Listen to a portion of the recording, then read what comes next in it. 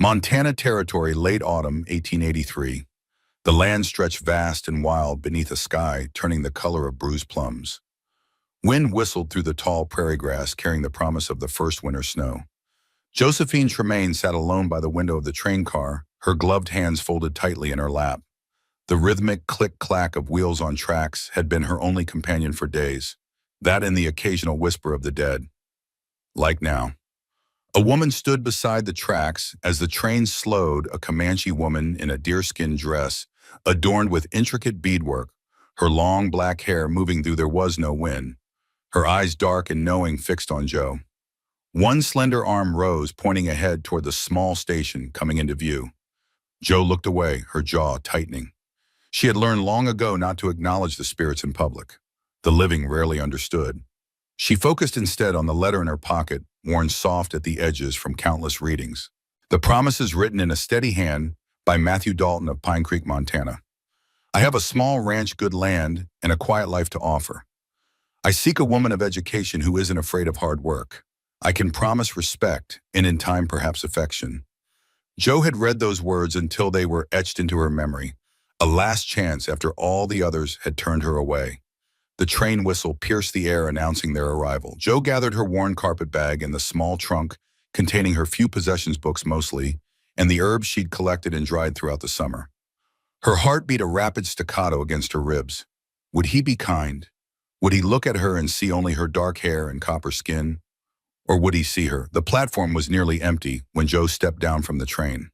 A few townspeople milled about collecting packages or greeting other passengers. None approached her. The Comanche woman's spirit had vanished, but Joe felt eyes on her, nonetheless. Living eyes, curious and judgmental. You looking for someone, miss? The station master, a balding man with suspicious eyes, barely glanced up from his ledger. Matthew Dalton? Joe replied, her voice steady despite her nerves. He was to meet me. The station master squinted, then shook his head. Ain't I heard of no Matthew Dalton round these parts? Cold dread settled in Joe's stomach. She stood straighter, unwilling to show fear. He owns a ranch near Pine Creek. Two young men lounging against a barrel nearby snickered. One nudged the other, whispering something that made them both laugh louder. There she is, one called out, just loud enough for Joe to hear. The half-blood bookkeeper. Thought she'd marry herself a rancher, did she? Heat crawled up Joe's neck. She turned away, clutching her bag tighter. This was Fort Union all over again. Whispers following her like shadows, half savage. Indian lover. Strange one who talks to ghosts. The sun dipped lower, casting long shadows across the wooden platform. Other passengers had long since dispersed. Joe sat alone on a bench, the letter crushed in her fist. Fooled again. How many times would she let hope make her vulnerable? A soft noise made Joe look up. A small figure stood before her, a child, perhaps 4 years old, with golden curls escaping from beneath a woolen cap. Her eyes, a striking blue-green, regarded Joe with unabashed curiosity. Are you lost? The little girl asked, her head tilted to one side. Joe managed a small smile. No, sweetheart, just waiting. The girl moved closer, studying Joe's face. You look sad. I'm fine. Joe straightened her skirt, uncomfortable with the child's scrutiny. I'm Lily, the girl announced. Who are you? Josephine, Joe. Lily nodded solemnly as if confirming something important. Then with the bluntness only children possess, she asked, Can you see my mama too?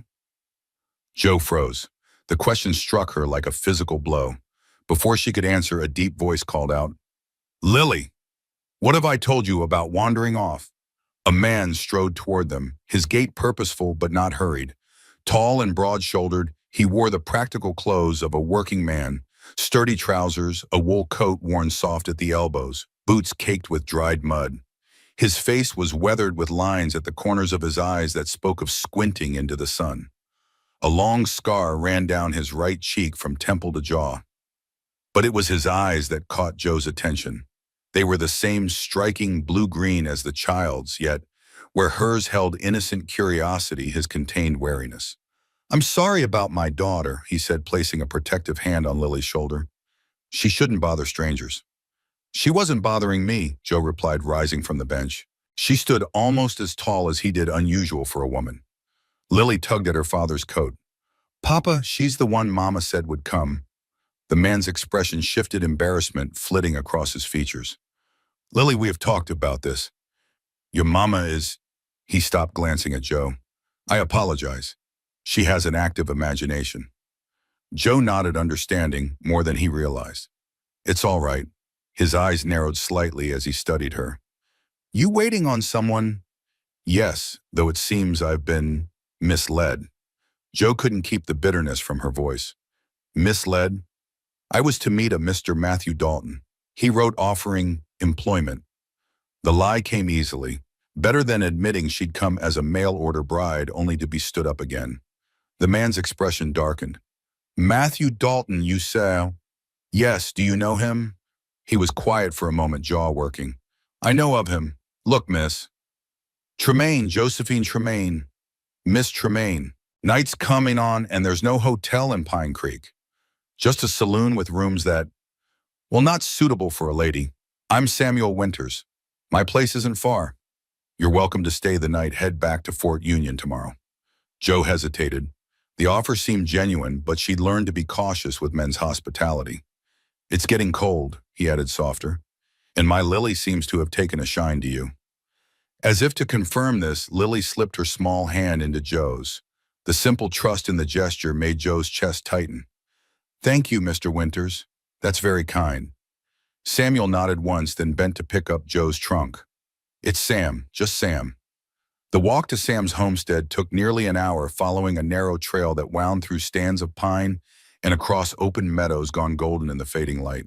Lily chattered the entire way, asking Joe questions about where she'd come from and if she liked horses and could she read stories. Sam said little, answering only when Lily directly appealed to him. Joe sensed he was a man of few words by nature, but also that he was watching her, assessing. The cabin appeared just as dusk settled fully over the land, a sturdy structure built of rough-hewn logs with a small covered porch and a stone chimney from which smoke curled lazily. A barn stood nearby, and beyond that a corral where 2 horses grazed. It wasn't large, but Joe could see it had been built with care. It's not much, Sam said, setting down her trunk, but it's warm. It's lovely, Joe replied honestly. Inside the cabin was simple but well kept. A large stone fireplace dominated one wall, its flames casting dancing shadows across the wooden floor. A table with 4 chairs stood in what served as the kitchen. A curtain divided the single room, presumably separating sleeping areas. You can have my bed, Sam said, gesturing to the curtain. Lily and I will sleep by the fire. I couldn't possibly, I insist. His tone brooked no argument. You're our guest. Joe felt oddly touched by the courtesy. In Fort Union, few had treated her with such consideration. Lily tugged at Joe's skirt. Will you read me a story before bed? Papa tries, but he's not very good at the voices. Sam cleared his throat. Lily, Miss Tremaine, is tired from her journey. I don't mind, Joe said, surprised by her own words. I love reading stories. Lily beamed. I'll get my book. As the child scampered off, Sam rubbed the back of his neck, looking uncomfortable. You don't have to humor her. I want to. Joe's eyes were drawn to a shelf in the corner of the room. On it sat several small objects, a string of turquoise beads, a pouch of what looked like dried sage, and a small carving of a horse. Beside these stood a carefully folded dress, beautifully beaded in the Comanche style. Sam followed her gaze. Those were my wife's. Joe nodded, waiting for him to continue. She was Comanche. He said it like a challenge, watching for her reaction.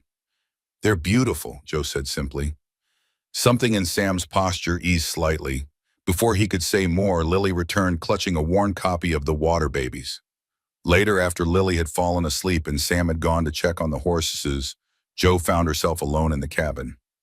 She moved quietly to the shelf with Naira's belongings drawn by an inexplicable pull. The Comanche woman's spirit stood beside the shelf, more visible now in the firelight. She was beautiful, with high cheekbones and eyes that held both kindness and sorrow. She pointed to the floorboards beneath the shelf, her movements urgent. Joe knelt, running her fingers along the wooden planks until she found one that shifted slightly. Glancing toward the door to ensure Sam hadn't returned, she carefully pried up the loose board. Beneath it lay a small bundle wrapped in deerskin. Joe's fingers trembled as she unwrapped it, revealing a journal bound in faded leather and several folded papers. The spirit of Naira for Joe was certain now. That's who she was, nodded encouragingly. Joe opened the journal to the first page where flowing script spelled out a name, Naira Winters. Before she could read further, the door creaked open. Joe hastily rewrapped the bundle and slid it back into its hiding place, replacing the floorboard just as Sam entered. "Everything all right?" he asked, his gaze sharp. Joe stood brushing dust from her skirt. "Yes, just admiring your wife's things. They're quite special." Sam hung his coat by the door. Naira was special. The name confirmation sent a shiver down Joe's spine. "How long has she been gone?" "Year and a half now." His voice was flat, controlled. "Fever took her fast. I'm sorry for your loss." Sam nodded once, then moved to stoke the fire. Joe noticed his hands were large but gentle in their movements, a working man's hands that knew how to be careful. "Mr. Winters," Joe began. "About Matthew Dalton." "There is no Matthew Dalton," Sam interrupted, not looking up from the fire. "At least not the one who wrote to you." Joe's stomach tightened. "I don't understand." Sam sighed, straightening. "Matthew Dalton is a 16-year-old boy who works for me, sometimes tending the horses. Has a habit of taking mail that's not his. Fancies himself a matchmaker, I suppose." The humiliation was like a slap. "So there never was a position or a ranch or—" "No, ma'am, I'm sorry." Joe turned away, blinking back sudden tears. She'd come all this way for nothing, again. "But—" Lily's small voice came from the curtained alcove. She stood in her nightgown, clutching her doll. "But Mama said she was coming." Sam's expression softened. "Lily girl, we've talked about this. Your mama is in heaven now." "But I see her," Lily insisted, "and she said Joe would come to help us." Joe's breath caught. She looked at the space just behind Lily where Naira's spirit now stood, one transparent hand resting on her daughter's shoulder. Sam knelt before Lily. "It's just dreams, sweetheart. Your mama loved you very much, and sometimes you dream about her because you miss her. It's not dreams." Lily's lower lip trembled. "She's here right now. She's standing right there." She pointed to where Naira's spirit stood. Sam looked, seeing nothing but empty air. His expression was a mixture of patience and sadness. "Come on back to bed." "But Papa." "No more Lily, it's late." As Sam guided Lily back to bed, Joe remained frozen, her mind racing. The child could see spirits just as she could, and Naira's ghost had somehow orchestrated her coming here.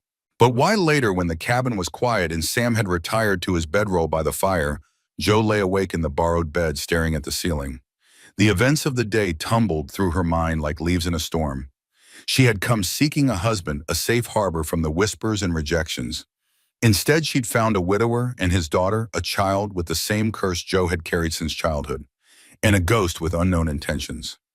Joe closed her eyes, but sleep remained elusive. Outside, the wind picked up, whistling through the eaves with a sound almost like words, "Stay." Morning arrived with pale sunlight filtering through frost-covered windows. Joe woke to the smell of coffee and the sound of quiet movement in the cabin. For a moment she was disoriented, then the events of the previous day rushed back. She dressed quickly, smoothing her hair and pinching her cheeks for color. When she emerged from behind the curtain, she found Sam at the stove frying bacon. Lily sat at the table drawing on a slate. "Good morning," Joe said. Lily looked up, face brightening. "Joe, you didn't leave?" "Not yet, little one." Joe smiled, taking the seat Lily patted eagerly beside her. Sam placed a mug of coffee before Joe. "Sleep all right?" "Yes, thank you." It wasn't entirely true. Joe had tossed and turned, haunted by Naira's presence and the mystery of why she'd been drawn here. "I've made arrangements for you to return to Fort Union," Sam said, turning back to the stove. "Johnson's wagon is heading that way tomorrow with supplies." "Oh." Joe stared into her coffee. The thought of returning to Fort Union to the whispers and isolation made her stomach clench. "That's very kind." "It's no trouble." "But she can't go," Lily protested, dropping her chalk. "Mama said she's supposed to stay with us." Sam's shoulders tensed. "Lily, it's true, Mama's right there and she's shaking her head. She doesn't want Joe to leave." Joe looked to where Lily pointed. Sure enough, Naira's spirit stood by the fireplace, her expression urgent. "Lily, enough." Sam's voice was firm, but not unkind. "Miss Tremaine has her own life, her own plans. She was tricked into coming here by that foolish Dalton boy, and now she needs to go home. But no more pleas. Lily's eyes filled with tears. She jumped up from the table and ran behind the curtain to her bed, leaving a heavy silence in her wake. Joe set down her coffee. Mr. Winters, Sam, your daughter isn't making this up. Sam's gaze sharpened. What do you mean? Joe took a deep breath. She rarely shared this part of herself, but the child's distress moved her. I can see her too, your wife. Sam went very still. That's not funny, Miss Tremaine. I'm not joking. I've seen spirits all my life. Most people don't understand. They call it witchcraft or madness. But it's neither. It's just something I was born with. Joe held his gaze steadily. Your Lily has it too. Sam turned away, his movements stiff as he removed the bacon from the skillet. My daughter has an active imagination and misses her mother. That's all. She told me things she couldn't know. Joe pressed gently. Yesterday at the station before you arrived, she asked if I could see her mama too. Stop. Sam's voice was like steel. I don't know what game you're playing, but I won't have it. Not with my daughter's grief. Joe flinched at his tone. I understand your skepticism, truly, but please consider that Lily might be telling the truth, that she really does see her mother. Sam placed his hands flat on the table, leaning forward. My wife is dead, Miss Tremaine, dead and buried beneath the cedar tree behind our home. She's not standing by the fireplace or anywhere else, and filling my daughter's head with such nonsense is cruel. Before Joe could respond, a small sob came from behind the curtain. Lily stood there, tears streaming down her face. Why don't you believe me, Papa? I'm not lying. Sam's expression crumpled. He crossed to Lily, kneeling before her. I know you're not lying, sweetheart. You believe you see her. But it's just... She's wearing the blue dress with the beads, Lily said fiercely. The one she made for special days. And she has flowers in her hair, like when you got married. Sam went pale. The blue dress was packed away in a trunk. Lily hadn't seen it since Naira's death. Joe spoke softly. There's a pouch of sage on the shelf. She used it for cleansing and protection. And there's something hidden beneath the floorboard under that shelf, a journal. Sam's head whipped around. How could you possibly know that? Because she showed me. Joe nodded toward the spirit only she and Lily could see. Last night when you were in the barn. Sam stood slowly, his expression unreadable. He walked to the shelf, knelt, and removed the loose floorboard, revealing the wrapped bundle Joe had discovered the night before. His hands trembled as he unwrapped it. I've never shown this to anyone. Never even told anyone about it. I know. Joe moved to stand beside him. I'm not trying to upset you or Lily, but I think your wife wants me to help you somehow. That's why she led me here. Sam looked up at her, conflict evident in his eyes. This is madness. Perhaps, but it's real. Joe glanced at Naira's spirit, which now stood beside them. What does she want me to see? Sam stared at the journal in his hands, then slowly extended it to Joe. If this is some elaborate trick, it's not. Joe took the journal carefully. I promise you. With Sam and Lily watching intently, Joe opened the journal to a page that seemed to glow faintly to her sensitive sight. The handwriting was delicate but firm. April 12th, 1882. Thomas Blackwood came again today. He says there's silver beneath our land and offers to buy, but his eyes are cold and I do not trust him. Sam says we need not sell, that this land is ours fair and square.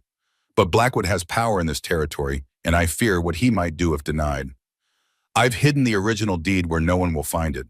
If anything happens to me, Sam must know the truth. Blackwood's claim is false.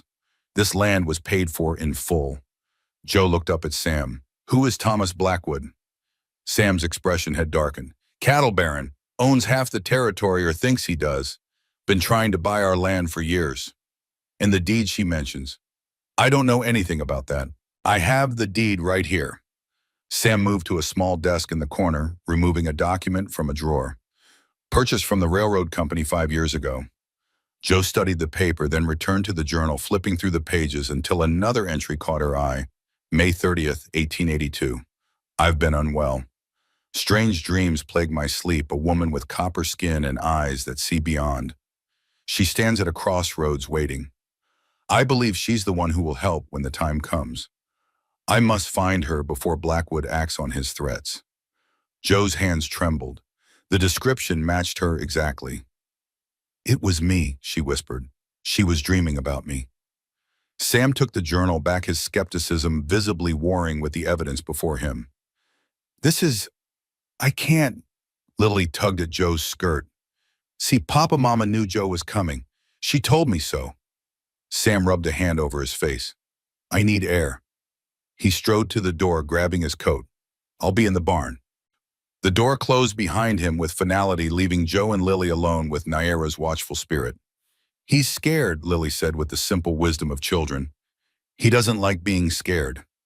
Joe knelt to the child's level. "It's a lot to understand, even for grown-ups." "But you believe me?"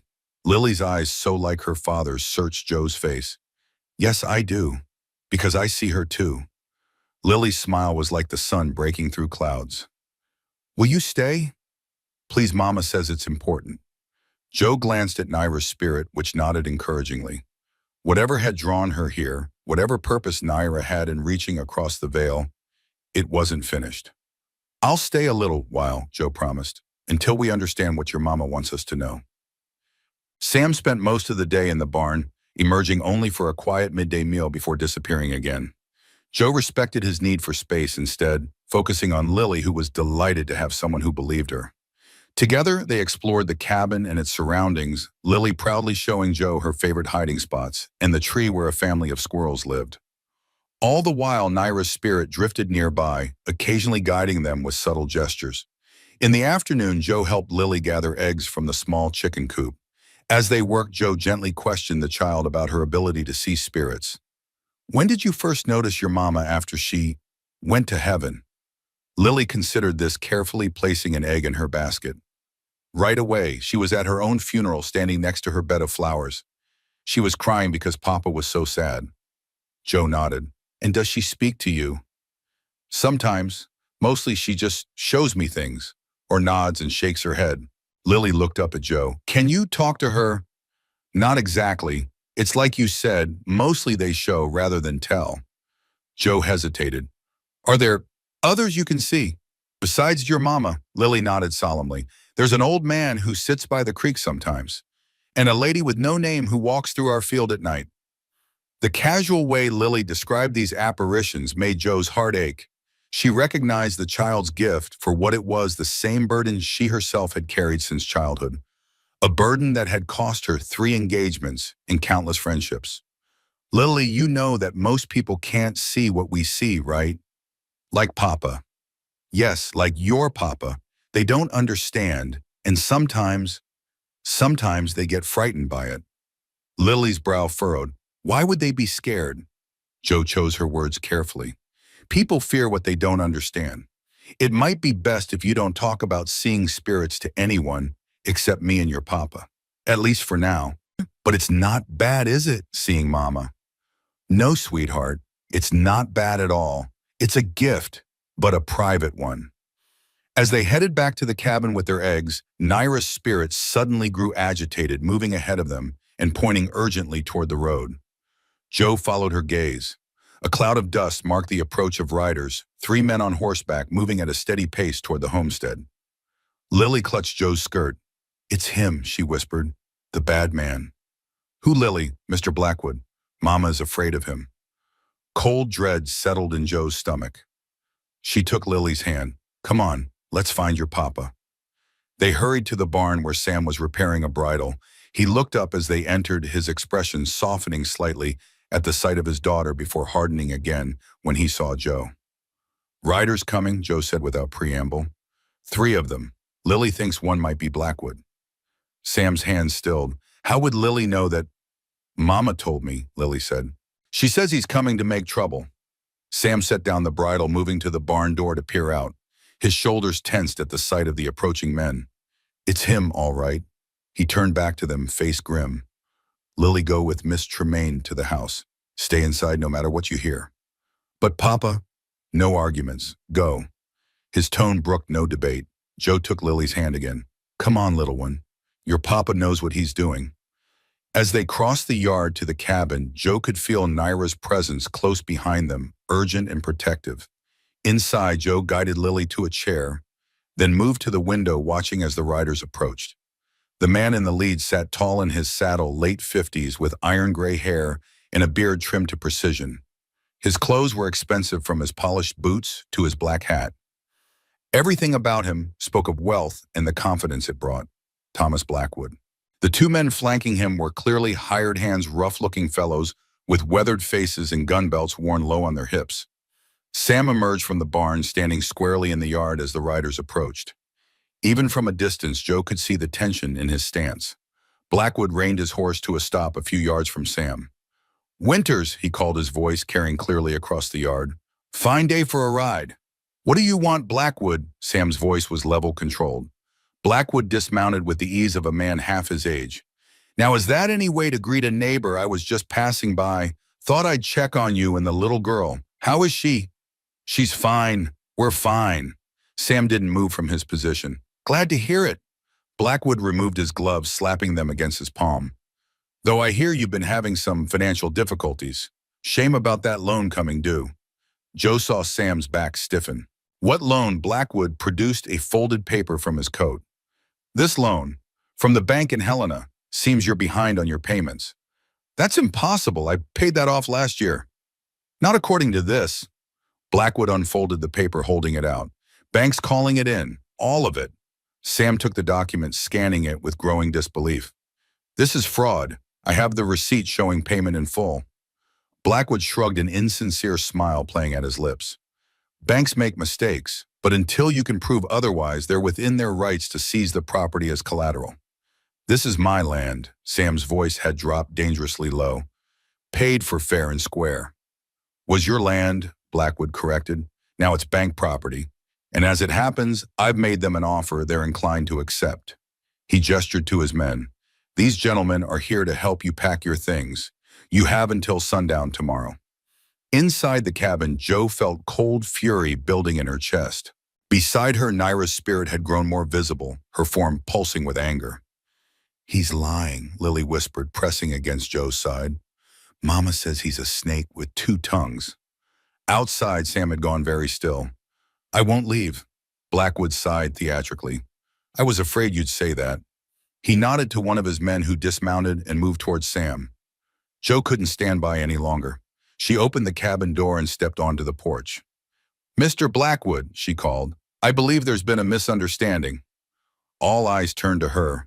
Blackwood's expression registered surprise, then interest, as he took in her appearance. "And who might you be, miss?" "Josephine Tremaine." Joe descended the porch steps, moving to stand beside Sam. "A friend of the family?" Sam shot her a warning glance, which she ignored.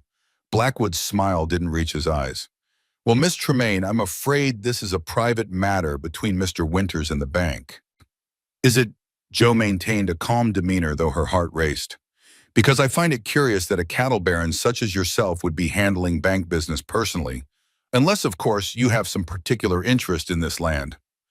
A flash of annoyance crossed Blackwood's features before his smile reasserted itself. "I'm simply a concerned neighbor." "I see." Joe nodded thoughtfully. "And this loan document, may I?" She held out her hand. After a moment's hesitation, Sam passed her the paper. Joe studied it carefully, noting the signature at the bottom. "Interesting," she murmured. "Mr. Winters, do you recognize this signature as your own?" Sam leaned closer. "No, that's not my handwriting." "I thought not." Joe handed the document back to Blackwood. "I believe you'll find, sir, that this paper has no legal standing. The signature is forged." Blackwood's smile faltered. "That's a serious accusation, Miss Tremaine." "It is indeed. One that the territorial magistrate would likely be very interested in."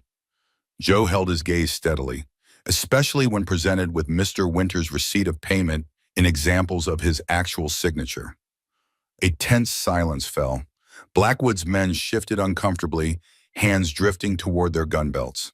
Sam moved subtly, positioning himself between Joe and the hired guns. Finally, Blackwood chuckled, though the sound held no warmth. "You're quite the advocate, Miss Tremaine, but I think you'll find the territories hard favor established businessmen over mixed-blood squatters." The slur hit Joe like a physical blow, but she refused to show it. "Perhaps, or perhaps they'll be interested in other matters concerning you, Mr. Blackwood." The mysterious illness of Mrs. Winters, for instance. Blackwood's face darkened. Mind your tongue, woman. Naira Winters died of fever. Everyone knows that. Did she? Joe felt Naira's spirit move closer, lending her strength. Or was it something in her tea, something that mimicked fever but worked much faster? Sam's head whipped toward Joe, shock evident in his expression. Blackwood's hand moved to the pistol at his hip. That's enough. I came here on legitimate business, not to be accused by some half-breed witch. One of his men stepped forward, his expression ugly. Want us to teach her some manners, boss? That won't be necessary, came a new voice. All turned to see an older man on horseback approaching from the road. He wore a sheriff's badge on his vest and carried a shotgun across his saddle. Sheriff Jenkins, Blackwood greeted, his tone carefully modulated. What brings you out this way? Heard you were paying a visit to the Winters place. Jenkins dismounted, his movements deliberate. Thought I'd see what business you had. Just discussing a bank matter. Blackwood folded the loan document, tucking it into his coat. Nothing that concerns the law. Jenkins' gaze traveled from Blackwood to Sam, then to Joe. That's so, Winters. Sam nodded stiffly. Mr. Blackwood was just leaving. The sheriff's eyes narrowed slightly, but he didn't press. Then I'll escort him and his men back to town. Make sure they don't get lost. Blackwood's smile was tight. No need for that, Sheriff. We know the way. He turned to Sam, all pretense of friendliness gone. This isn't over, Winters. Not by a long shot. His gaze shifted to Joe, cold as winter. And you, Miss Tremaine, you'd do well to remember that strangers don't last long in these parts. With that, he mounted his horse and wheeled around, his men following suit. The three riders galloped away, leaving a cloud of dust in their wake. Jenkins watched them go, then turned to Sam. You all right? Fine. Sam's voice was clipped. Thanks for stopping by, Sheriff. Jenkins nodded, though his expression remained concerned. Heard you had a visitor. He glanced at Joe.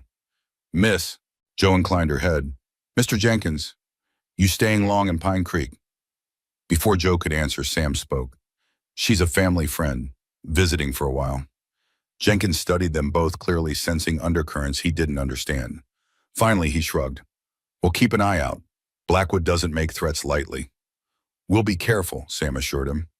After the sheriff had ridden away, Sam turned to Joe, his expression a storm of confusion and anger. Inside. Now. Joe followed him into the cabin where Lily waited anxiously. The moment she saw them, she ran to her father, throwing her arms around his waist. I was scared, she confessed into the fabric of his shirt. Sam's expression softened as he stroked his daughter's hair. It's all right, Lily girl. Everything's fine. When Lily had calmed, Sam sent her to gather eggs that had been forgotten in the confrontation. Once she was out of earshot, he rounded on Joe. What in God's name was that? How could you possibly know about the tea, about Naira being poisoned? His voice was low but intense. I never told anyone my suspicions, not even the sheriff. Joe met his gaze squarely. Naira told me, or rather showed me.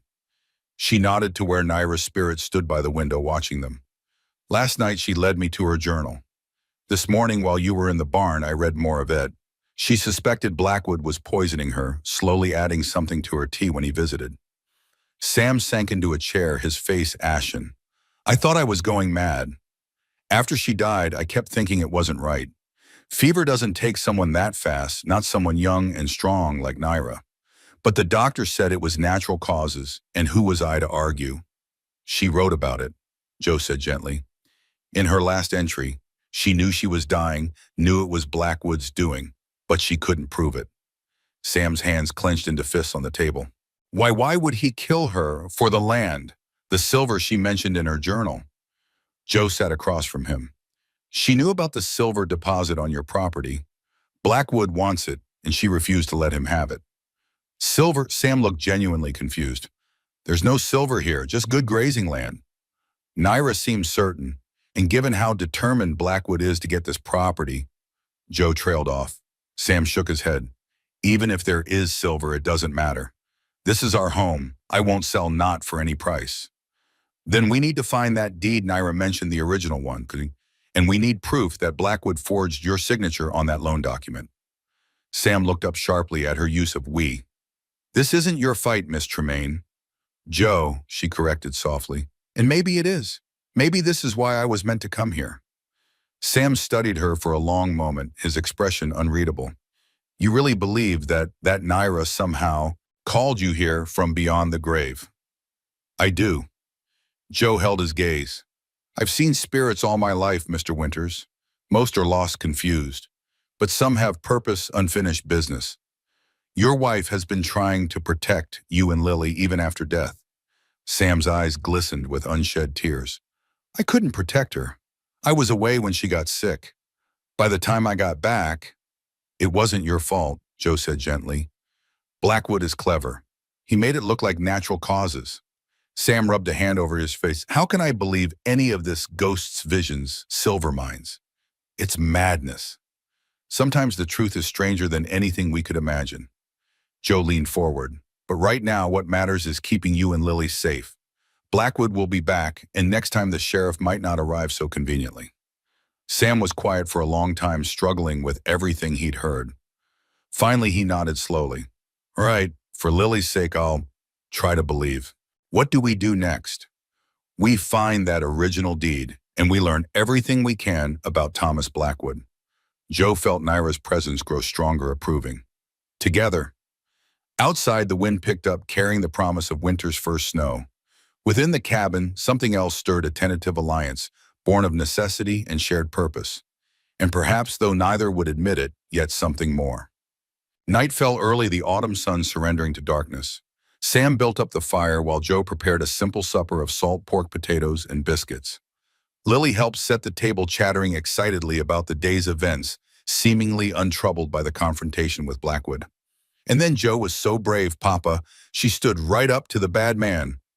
Lily's eyes shone with admiration, just like in the stories. Sam's expression softened as he looked at his daughter. Yes, she was brave. Too brave, maybe. Joe felt heat rise to her cheeks at his words.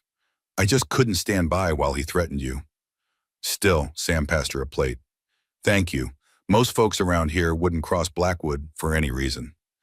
They ate in comfortable silence for a while, the only sounds the crackle of the fire and the clink of utensils against plates.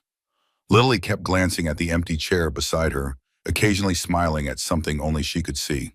After the meal, when Lily had been tucked into bed, Joe and Sam sat before the fire, mugs of coffee warming their hands. The wind howled outside, rattling the windows. Storm's coming, Sam observed, his gaze on the flames. First big snow, most likely. Joe nodded, watching the firelight play across his features. In the soft glow, the scar on his cheek seemed less harsh, more a part of him than a mark of violence. May I ask how you got that? She gestured to the scar. Sam's hand rose to his face, fingers tracing the old wound. War was with the 7th Cavalry for a time. Joe stiffened slightly. The 7th Cavalry was notorious for its campaigns against the native tribes, including her mother's people. Sam noticed her reaction. I left before Little Bighorn, if that's what you're wondering. Couldn't stomach it anymore. What happened? Joe asked quietly. Sam was silent for so long, Joe thought he wouldn't answer. When he finally spoke, his voice was low, weighted with memory. We were ordered to raid a Kiowa village. Intelligence said they were harboring warriors who'd attacked a settlement. But when we got there, he shook his head. There were no warriors, just women, children, old men. Some of the officers wanted to proceed anyway. Make an example.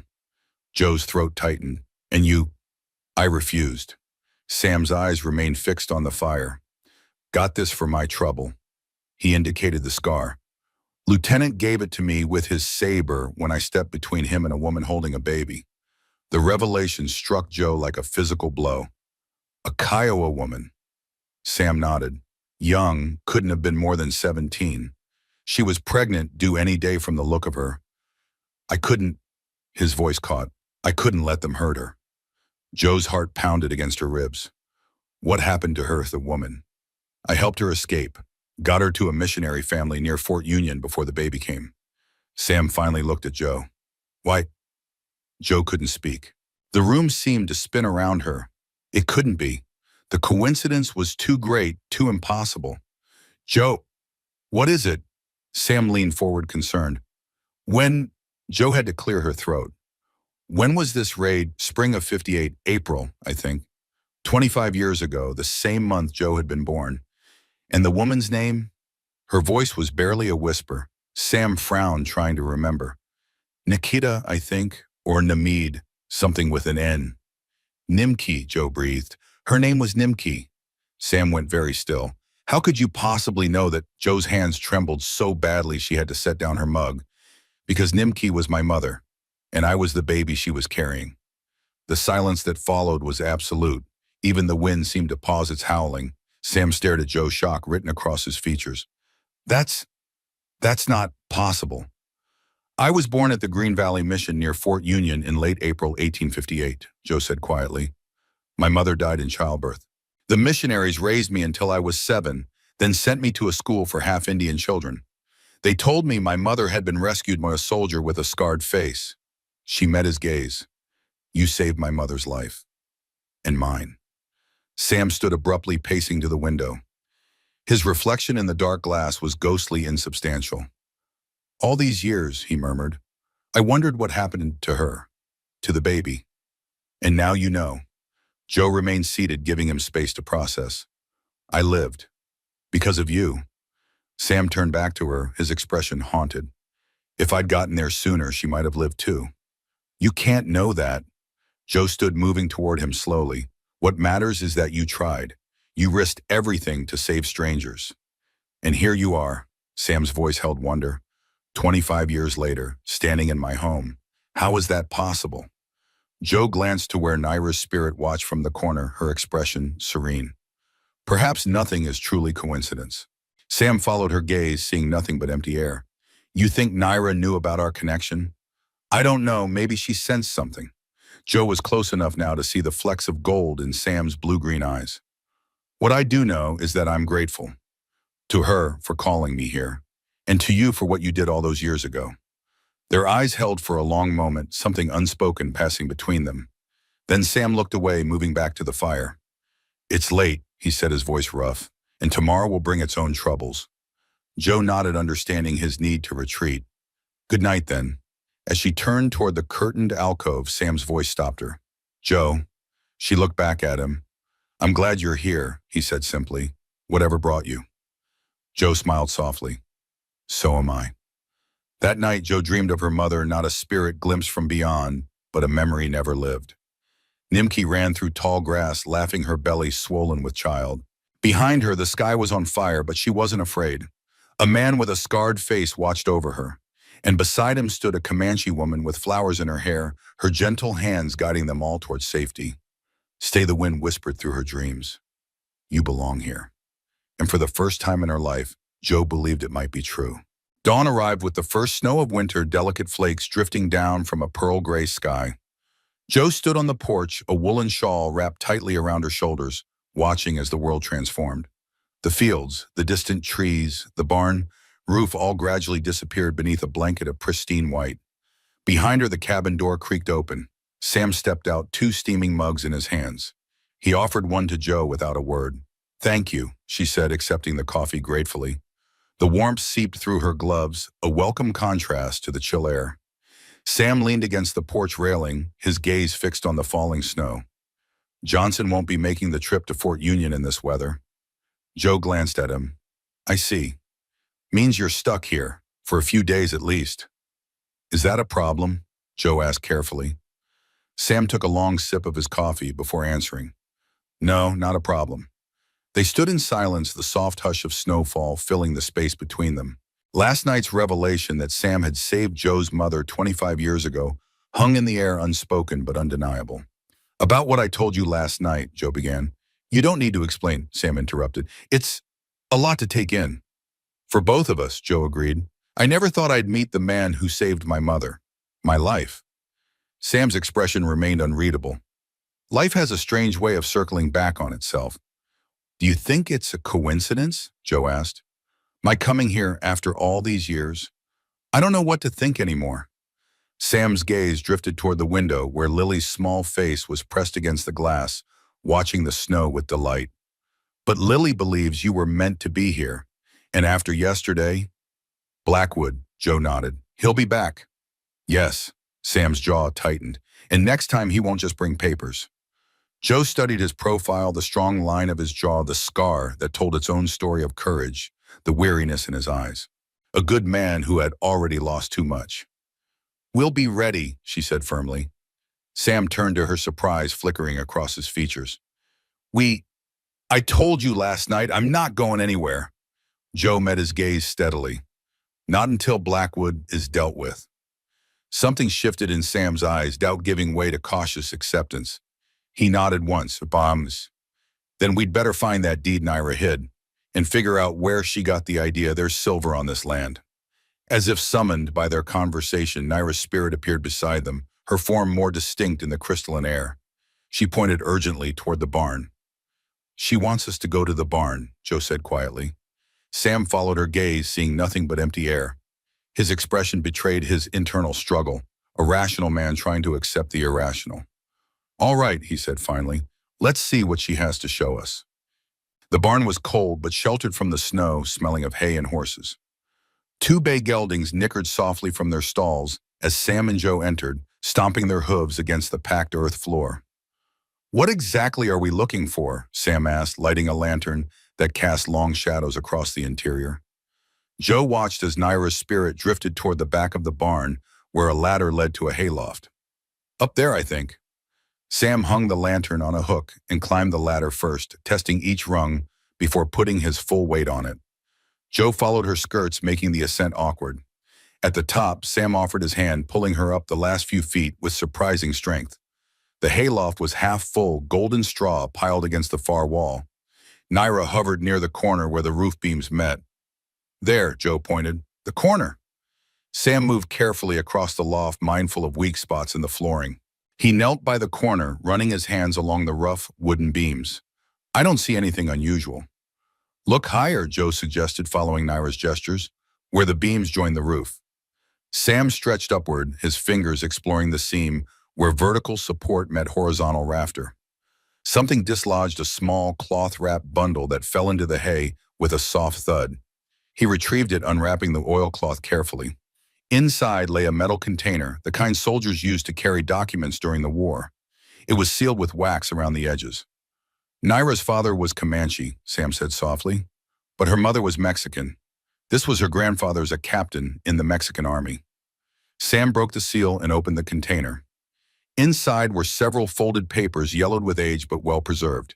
He spread them out on a relatively clean patch of hay.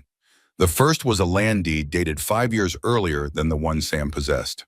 It showed a much larger parcel of land than his current property, extending south into what was now Blackwood's range. "This is the original survey," Sam murmured, tracing the boundaries with his finger, before the territorial lines were redrawn. The second document was a geological survey with notations in faded ink. One area within the original boundaries, but now on Blackwood's side of the line, was circled repeatedly. "Silver deposit," Joe read aloud. "Estimated value, substantial." "This must be what Blackwood is after," Sam said. "But it's not even on my land anymore. It's on his." "Unless," Joe studied the documents more closely. "The third paper is a letter from the Territorial Land Office. It says the boundary adjustment was never officially ratified by Congress. Technically, according to federal law, all this land is still yours." Sam sat back on his heels, stunned. "That's impossible. The boundaries were redrawn 4 years ago. Everyone accepted it." "Everyone except Naira," Joe said softly. "She must have discovered these documents, realized the silver was rightfully yours. That's why Blackwood wanted your land so badly, not for what's under your current property, but to legitimize his claim to what he's already mining. If he's been mining silver on land that's legally mine," Sam's voice hardened, "that's theft on a massive scale." "Enough to ruin him if it became public," Joe agreed. "No wonder he was willing to kill, to keep it secret." Sam carefully refolded the documents, his expression grim. "We need to get these to the territorial judge in Helena. He's the only one with authority to enforce the original boundaries." "Helena is a 3-day ride in good weather," Joe pointed out. "In this snow, it could take a week or more." "We don't have a choice. Sheriff Jenkins is a good man, but he doesn't have the authority to take on Blackwood with just these papers. We need a federal ruling." Joe nodded, her mind racing. "Blackwood doesn't know we have these. He still thinks he can force you off your land with that forged loan document." Which buys us some time, Sam agreed, but not much. He'll be back soon, probably with more men. A soft whinnying from below drew their attention. Through a gap in the floorboards, Joe could see Lily had entered the barn, bundled in a too-large coat, her breath fogging in the cold air. "Papa," she called. "Joe, are you up there?" "We're coming down, Lily girl," Sam called back, tucking the documents inside his coat. To Joe, he murmured, "Not a word about this to her. She's too young to keep secrets." Joe nodded in agreement. "She's worried enough as it is." They descended the ladder carefully. Lily waited below, her cheeks flushed with cold and excitement. "It's snowing so hard," she exclaimed. "Can we build a snow fort, please, Papa?" Sam's stern expression softened at his daughter's enthusiasm. "It's coming down pretty hard, sweetheart. Maybe when it lets up a bit." "But what if it stops?" Lily's lower lip protruded in a pout. "It won't stop anytime soon," Sam assured her, ruffling her blonde curls. "This is just the beginning. We'll have plenty of snow for forts." Joe knelt to Lily's level. "How about we go inside and make some hot chocolate, and I can teach you a special Kiowa snow song?" Lily's eyes widened. "A snow song, what's that?" "It's a song my mother's people sang to welcome the first snow of winter," Joe explained. "It's supposed to bring good luck for the cold months ahead." "Can Mama learn it too?" Lily asked innocently. Joe glanced up to where Naira's spirit hovered nearby, a gentle smile on her transparent face. "I think she already knows it in her own way." Lily slipped her small hand into Joe's. "Will you stay for all the snow days? There's lots of them in winter." The simple question caught Joe off guard. She looked to Sam, unsure how to answer. "Miss Tremaine has her own life, Lily," Sam said gently. "Back in Fort Union." "But she belongs here," Lily insisted. "Mama said so." An awkward silence fell. Finally, Joe squeezed Lily's hand.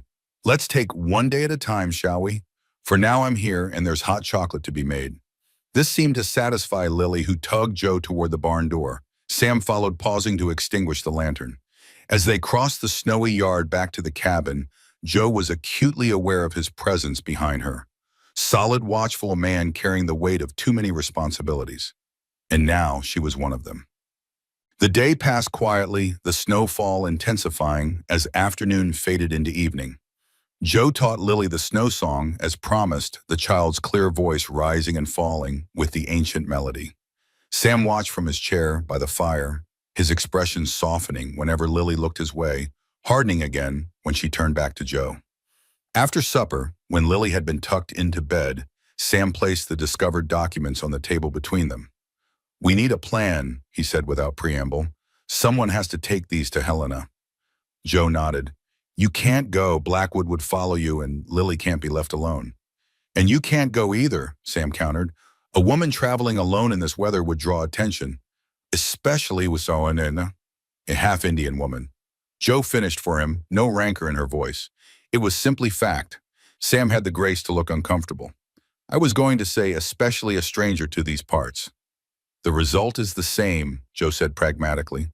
"Neither of us can go, and we can't send Lily." "There's Johnson," Sam suggested. "He makes the supply run to Fort Union. He's trustworthy." "But would he be willing to go all the way to Helena? That's a significant detour, especially in this weather." Sam rubbed his jaw thoughtfully. "For the right price, maybe. I have some savings set aside." "And if Blackwood's men are watching the roads," Joe pressed, "they'd stop anyone leaving from your property." "You're right." Sam's frustration was evident. "We're trapped here until the weather clears, and by then Blackwood will have made his move." Joe reached for Naira's journal, which lay on the table. She had been reading it throughout the day, seeking any clues the dead woman might have left behind. "Naira mentions a man named Whitefeather in her later entries," Joe said, flipping to the relevant page. "A Crow Scout who helped her gather information about Blackwood. She trusted him." "Joseph Whitefeather." Sam nodded. "He guided us when we first settled here. Lives up in the hills now, keeps to himself mostly." "Could he take the documents to Helena?" "Maybe, if we could get word to him." Sam's brow furrowed. "But his camp is a day's ride from here, and with this snow—" "We have to try something," Joe insisted. "Every day we wait is another day Blackwood has to plan his next move." Sam studied her for a long moment, his gaze intense. "Why are you doing this, Joe, getting involved in our troubles? You could have gone back to Fort Union, stayed safe." The question caught her off guard. Why indeed, and she barely knew these people had stumbled into their lives by chance, or perhaps by Naira's design. Yet the thought of returning to her solitary existence in Fort Union felt impossible now. I've spent my whole life running, she said finally, from who I am, from what I can do. Always hiding, always afraid of being found out. She met his gaze steadily. For once I want to stand and fight. For something that matters. And we matter. Sam's voice was low, careful. Lily and me. Yes. The simple truth of it surprised even Joe. You do. Something shifted in Sam's eyes, a softening, a recognition. For a heartbeat, Joe thought he might reach for her hand where it rested on the table. Instead, he stood abruptly. It's late. We should get some rest. Tomorrow we'll figure out how to reach Whitefeather. Joe nodded, trying to ignore the small pang of disappointment. Good night, then. As she moved toward the curtained alcove, Sam's voice stopped her. Joe. She turned back to him. Thank you. The words seemed difficult for him, for caring about what happens to us. Joe smiled softly. Get some sleep, Sam. Tomorrow will come soon enough. Morning broke clear and cold, the snow having stopped sometime in the night. The world outside the cabin windows was transformed pristine white, and as far as the eye could see, treed bowed under the weight of snow, the distant mountains sharp against a sky of perfect blue. Joe woke to the sound of Lily's excited voice and the smell of coffee brewing. She dressed quickly, pinning her long black hair into a simple knot at the nape of her neck. When she emerged from behind the curtain, she found Lily pressed against the window, pointing out animal tracks in the fresh snow to a patient Sam. Good morning, Joe said, smoothing her skirt. Lily whirled around, face brightening. Joe, come see. There are rabbit tracks and bird tracks and maybe even wolf tracks. Joe joined her at the window, making appropriate sounds of interest as Lily identified each set of prints. Over the child's head, she caught Sam's eye. Sleep well, he asked. Well enough, Joe replied. In truth, her dreams had been troubled visions of Blackwood's men surrounding the cabin of Lily in danger of Sam. She pushed the thought away. And you quite him. Same. Sam handed her a mug of coffee. I've been thinking about getting word to Whitefeather.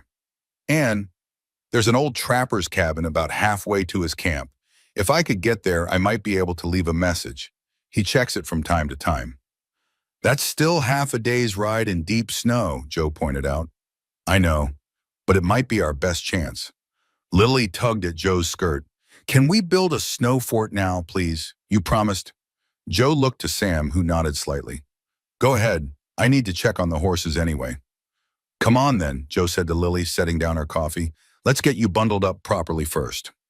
Once Lily was wrapped in layers of wool and flannel, they ventured out into the brilliant morning. The snow reached past Lily's knees in places, making her giggle as she waded through it. Joe showed her how to pack snow into blocks, building a small fort near the edge of the yard where they could see anyone approaching from the road.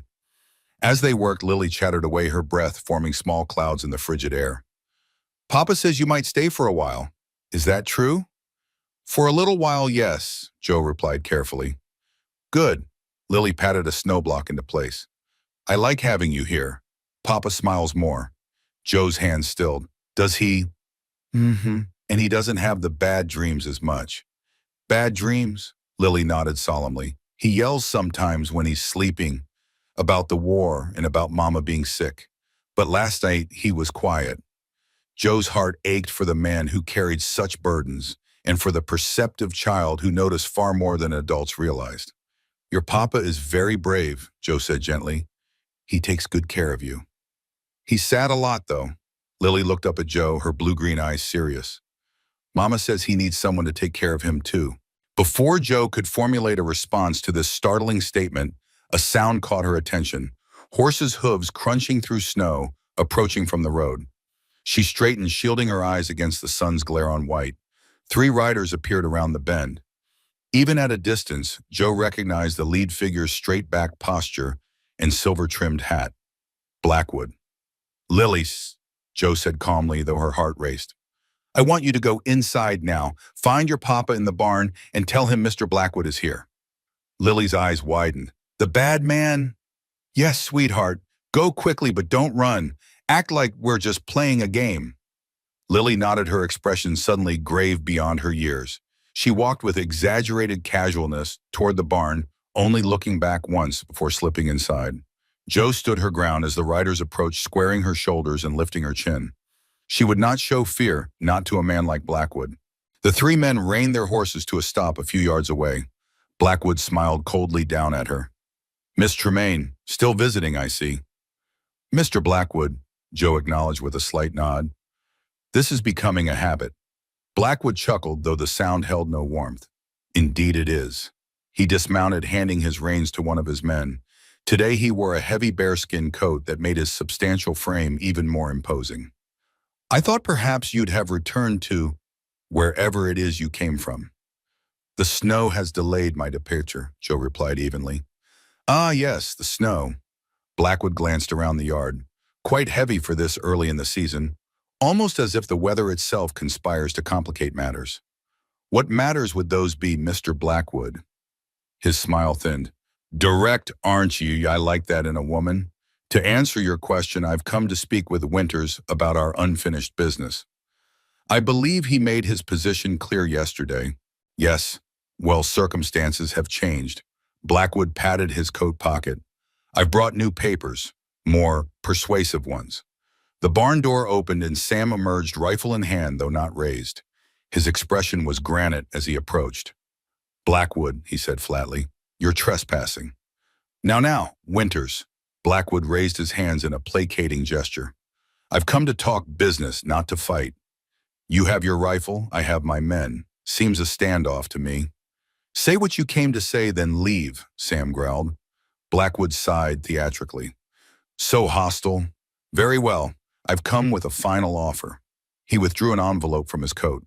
"Twice what your land is worth paid in fee. Today, you and your daughter can be on the eastbound train by sundown, start a new life anywhere you please." "Not interested," Sam said without hesitation.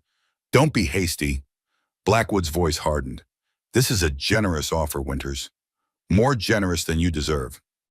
"This is my home," Sam stated simply. "Not for sale, not at any price." Blackwood's affable mask slipped, revealing the cold calculation beneath. "Is it worth dying for? Is it worth your daughter growing up an orphan?" Joe stepped forward, unable to stay silent. "Is that a threat, Mr. Blackwood?" His gaze shifted to her eyes, narrowing. "It's a reality, Miss Tremaine. Life is uncertain in these territories. Accidents happen. Illness strikes. People disappear." "Like Naira Winters?" Joe asked boldly. Something dangerous flashed in Blackwood's eyes. "Mrs. Winters died of fever. A tragedy, but natural causes." "We both know that's not true," Joe countered. "Just as we both know what you're really after isn't this small ranch, but what lies beneath the adjusted territorial boundary."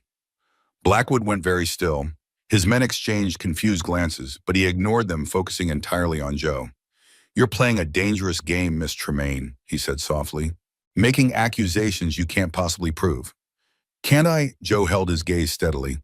"The original survey documents still exist, Mr. Blackwood, as does the letter from the land office stating the boundary adjustment was never ratified by Congress." The color drained from Blackwood's face. For the first time, Joe saw genuine fear in his eyes, quickly masked by fury. "You're bluffing," he hissed. "Am I?" Joe smiled thinly. "Care to risk your empire finding out?" Blackwood's hand moved toward his pistol, then stopped. His eyes darted to Sam's rifle, then back to Joe. Calculation replaced rage as he visibly composed himself. "If such documents existed," he said carefully, "a wise person would use them to negotiate, not threaten." "We're not interested in your money," Sam interjected. "Just leave us be." Blackwood laughed, a harsh sound like breaking glass. "You think it's that simple that I'll just ride away and forget what I've heard?" He shook his head. "No, Winters. This ends one of two ways: you sell to me willingly, or I take what's mine by other means." "It's not yours," Sam said flatly. "Never was." "We shall see." Blackwood remounted his horse with fluid grace despite his size. "You have until tomorrow noon. Accept my offer or face the consequences." His gaze shifted to Joe, cold as the snow surrounding them. "All of you." With that, he wheeled his horse around and galloped away, his men following close behind. When they had disappeared around the bend, Sam lowered his rifle, his knuckles white around the barrel. "You shouldn't have told him about the documents." I didn't tell him we had them, Joe pointed out, only that they exist. Now he knows we know about the silver mine. And he knows we're a threat that needs eliminating, Sam countered. He'll be back, Joe, with more men, tonight probably. Then we need to be ready. Joe's mind raced. We need to get Lily somewhere safe. There is nowhere safe, Sam said grimly. Not from Blackwood, not in this territory. The barn door creaked open again, and Lily peeked out. Are the bad men gone? Yes, sweetheart, Sam called, forcing his voice to sound normal. You can come out now. Lily ran to her father, wrapping her arms around his waist. Are they coming back? Sam exchanged a look with Joe over Lily's head. Don't worry about that now. How about you finish your snow fort? I need to talk to Miss Tremaine for a minute. Lily looked dubious. Promise you won't let the bad men take our home. Sam knelt, bringing himself eye level with his daughter. I promise, Lily girl. This is our home, and no one's going to take it from us. Seemingly satisfied, Lily returned to the half-built snow fort. Sam motioned for Joe to follow him into the barn out of earshot. We need to get those documents to Helena, he said urgently. It's our only chance. Blackwood will have men watching every road out of here, Joe reminded him. I know, but we have to try. Sam paced the length of the barn, agitated. If I leave tonight under cover of darkness, he'll follow you, Joe interrupted, and Lily and I will be left defenseless. Then what do you suggest? Sam demanded, frustration evident in his voice. Joe was quiet for a moment, thinking. The trapper's cabin you mentioned. Could Lily and I reach it on foot? Sam stared at her. What are you suggesting? You stay here, make it look like we're all still in the cabin. I take Lily and the documents to the trapper's cabin, leave the documents with a message for Whitefeather. Then we circle back through the woods. That's at least 5 miles through deep snow, Sam protested. Lily couldn't make it that far. She wouldn't have to walk the whole way. You said you have 2 horses. I could carry her most of the distance. Sam shook his head adamantly. It's too dangerous. If you got lost, or if Blackwood's men found you, it's a risk, Joe acknowledged. But staying here waiting for Blackwood to return with enough men to overwhelm us, that's a certainty, not a risk. Sam's jaw worked as he struggled with the decision. I don't like it. Neither do I, Joe said softly. But I can't see another way. A long silence stretched between them. Finally, Sam sighed heavily. If, and I mean if, we consider this plan, we'd need to wait until full dark. And you'd need to know exactly where you're going. You could draw me a map, Joe suggested. And Naira, she hesitated, unsure how he would react to the mention of his dead wife's spirit. To her surprise, Sam nodded slowly. Naira knows the way. She used to visit the cabin, sometimes gather herbs in that area. He looked at Joe with something like wonder. I still can't quite believe I'm saying this, but if she's really here, really guiding you. She is, Joe assured him. She wants to protect you and Lily as much as I do. Something shifted in Sam's expression, a softening around the eyes, a vulnerability he rarely allowed himself to show. Why, Joe? Why risk yourself for us? The question hung in the air between them, weighted with unspoken possibilities. Because you saved my life once, Joe said simply, and now I have the chance to save yours. Sam held her gaze for a long moment. Then with deliberate slowness, he reached out and took her hand. His palm was rough with calluses, warm despite the cold air. Be careful, he said, his voice low and intense. Both of you. Joe curled her fingers around his, feeling the strength there, the steadiness. We will. For a heartbeat, they stood connected, neither willing to break the fragile moment. Then a joyful shout from outside, Lily calling for them to see her completed snow fort, broke the spell. Sam released Joe's hand reluctantly. We should go back. Act normal for Lily's sake. Joe nodded, already missing the warmth of his touch. For Lily. As they left the barn, Joe felt Naira's presence beside her, a gentle pressure like a hand on her shoulder. The spirit's message was clear. Protect them. Keep them safe. I will, Joe whispered too softly for Sam to hear. I promise. The day passed with excruciating slowness, each of them playing their part in a carefully constructed facade of normalcy. They built snow forts with Lily-prepared meals, read stories by the fire. But underneath the domestic tranquility, preparations were being made. Sam cleaned and loaded his rifle and revolver, checking and rechecking the mechanisms. Joe packed a small bag with essentials, matches, dried meat, a compass, a knife. They spoke little, communicating mostly through glances and nods when Lily wasn't looking. As dusk approached, Sam took Lily onto his lap in the rocking chair by the fire. "I need to tell you something important, Lily girl." Lily looked up at him, immediately serious. "About the bad men." Sam nodded. "They might come back tonight, and if they do, I need you to be very brave." "I'm always brave," Lily declared with the confidence of a child who had not yet learned true fear. "I know you are." Sam smoothed her blonde curls. "But tonight you need to be extra brave. You and Joe are going on a special adventure." Lily's eyes widened. "An adventure in the dark?" "Yes, a secret adventure. You'll need to be very quiet and do exactly what Joe tells you." "Will you come too, Papa?" Sam shook his head. "Not this time. I need to stay here and protect our home." Lily's lower lip trembled. "But what if the bad men hurt you?" "They won't," Sam assured her, though his eyes meeting Joe's over Lily's head held no such certainty. "I'll be fine, and in the morning we'll all be together again." Lily didn't look convinced. "Promise?" "I promise." Sam hugged her tightly. "Now how about one more story before your adventure begins?" As Sam read to Lily from her favorite book, Joe made final preparations. She dressed in her warmest clothes, a woolen dress with her heavy cloak over it, sturdy boots, thick gloves. Around her neck, she placed a small leather pouch containing protective herbs, sage, sweetgrass, cedar, a practice her Kiowa ancestors had followed for generations. Naira's spirit appeared beside her, more visible now in the fading light. She pointed to a small, carved box on the shelf, then to Joe's pouch. Understanding Joe opened the box. Inside lay a turquoise pendant on a leather cord, beautiful in its simplicity, the stone polished to a soft blue-green that reminded Joe of Sam's eyes. "Was this yours?" Joe whispered. Naira nodded, then pointed to Lily, miming placing it around a neck. "You want me to give it to Lily for protection?" Another nod, more emphatic this time. Joe took the pendant, feeling its weight in her palm. "I'll keep her safe," she promised. "I won't let anything happen to her." Naira's spirit smiled, a gesture so full of gratitude and trust that Joe felt tears prick at her eyes. Then the apparition faded, conserving strength for when she would be needed most. Outside, darkness fell completely. The moon, nearly full, cast silver light across the snow, creating deep shadows beneath trees and buildings. A perfect night for both concealment and illumination. "It's time," Sam said quietly, closing Lily's book. Joe nodded, steeling herself for what lay ahead. "I've saddled the gentler mare. She'll carry both of us without trouble." Sam stood Lily still in his arms. "Let's get you bundled up, little one." Together they dressed Lily in layers of warm clothing, wool leggings beneath her dress, 2 pairs of socks, a heavy coat, mittens, and a knitted cap pulled low over her ears. Through it all, the child remained solemn, understanding in some fundamental way that this was not a game. When she was fully dressed, Joe knelt before her, holding out Naira's pendant.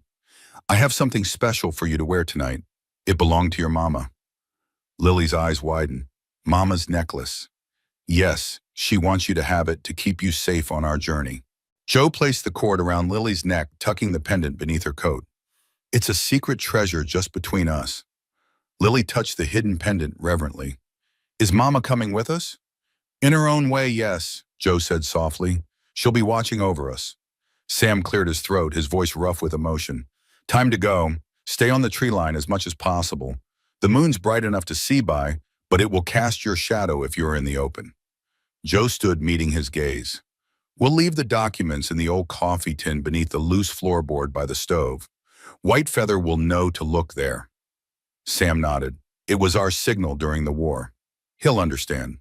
He knelt to embrace Lily one last time. "Be good for Joe. Do everything she says no matter what happens." "I will, Papa." Lily hugged him fiercely. "Don't let the bad men get you." "I won't." Sam's voice was thick. "I'm too tough for them." When he stood, his eyes were suspiciously bright. He handed Joe the packet of documents which she tucked securely inside her dress. "There's ammunition for the pistol in the saddlebag," he told her, "along with flint, extra food, and blankets. If anything happens, anything at all, fire 3 shots in quick succession. I'll come running." "Nothing will happen," Joe assured him, though they both knew the promise was hollow. "We'll be at the cabin by midnight, back here before dawn." Sam touched her arm, his grip firm. Be careful, Joe. Please, obey. The simple plea, so heartfelt, made Joe's breath catch. You too. Don't do anything heroic. A ghost of a smile touched his lips. No promises. They slipped out the back door of the cabin where the mare waited, already saddled and laden with small saddlebags. Sam lifted Lily onto the horse's back, then helped Joe mount behind her. Lily leaned back against Joe's chest, small and warm despite the layers between them. Remember, stay in the trees, Sam whispered, handing Joe the reins. And if you hear anything suspicious, don't hesitate to use the pistol. Joe nodded, her throat tight with emotions she dared not name. We'll see you at dawn. Sam stepped back, a solitary figure in the moonlight. At dawn, he echoed. With a gentle pressure of her heels, Joe urged the mare forward. They moved silently across the snow-covered yard, keeping to the shadows as much as possible. At the edge of the property, Joe turned for one last look. Sam stood where they had left him, watching. He raised a hand in farewell, then turned back toward the cabin, one man against whatever the night might bring. Joe faced forward again, tightening her arm around Lily. Hold on, little one, she murmured. Our adventure begins. They entered the shelter of the trees, the mare picking her way carefully through the snow. Above them, stars blazed in the clear night sky, cold and distant. Before them stretched a path fraught with danger and uncertainty. Behind them, they left a man preparing to make his stand alone. Please, Joe prayed silently to whatever forces might be listening. Let us all see the dawn.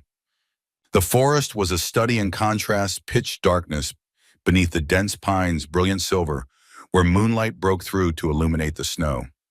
Joe guided the mare along game trails where the snow was shallower, grateful for the animal's sure-footedness. Lily remained quiet, occasionally pointing out animal tracks or interesting shadows. Despite the gravity of their situation, she maintained a child's wonder at the nighttime forest. Look, she whispered, pointing upward. The stars are so bright. Joe glanced up, momentarily awed by the vast expanse of the night sky. They are, like diamonds scattered across black velvet. Mama used to say they are the eyes of our ancestors watching over us. The simple statement caught Joe by surprise. She told you that? Lily nodded against Joe's chest. She said when people die, they become stars so they can always see the ones they love. That's a beautiful thought, Joe said softly, thinking of her own mother, a woman she had never known but who had given her life. Was she up there too, watching? They rode in companionable silence for a time, the only sounds the crunch of snow beneath the mare's hooves and the occasional hoot of an owl. Joe estimated they had covered about half the distance to the trapper's cabin when Lily spoke again.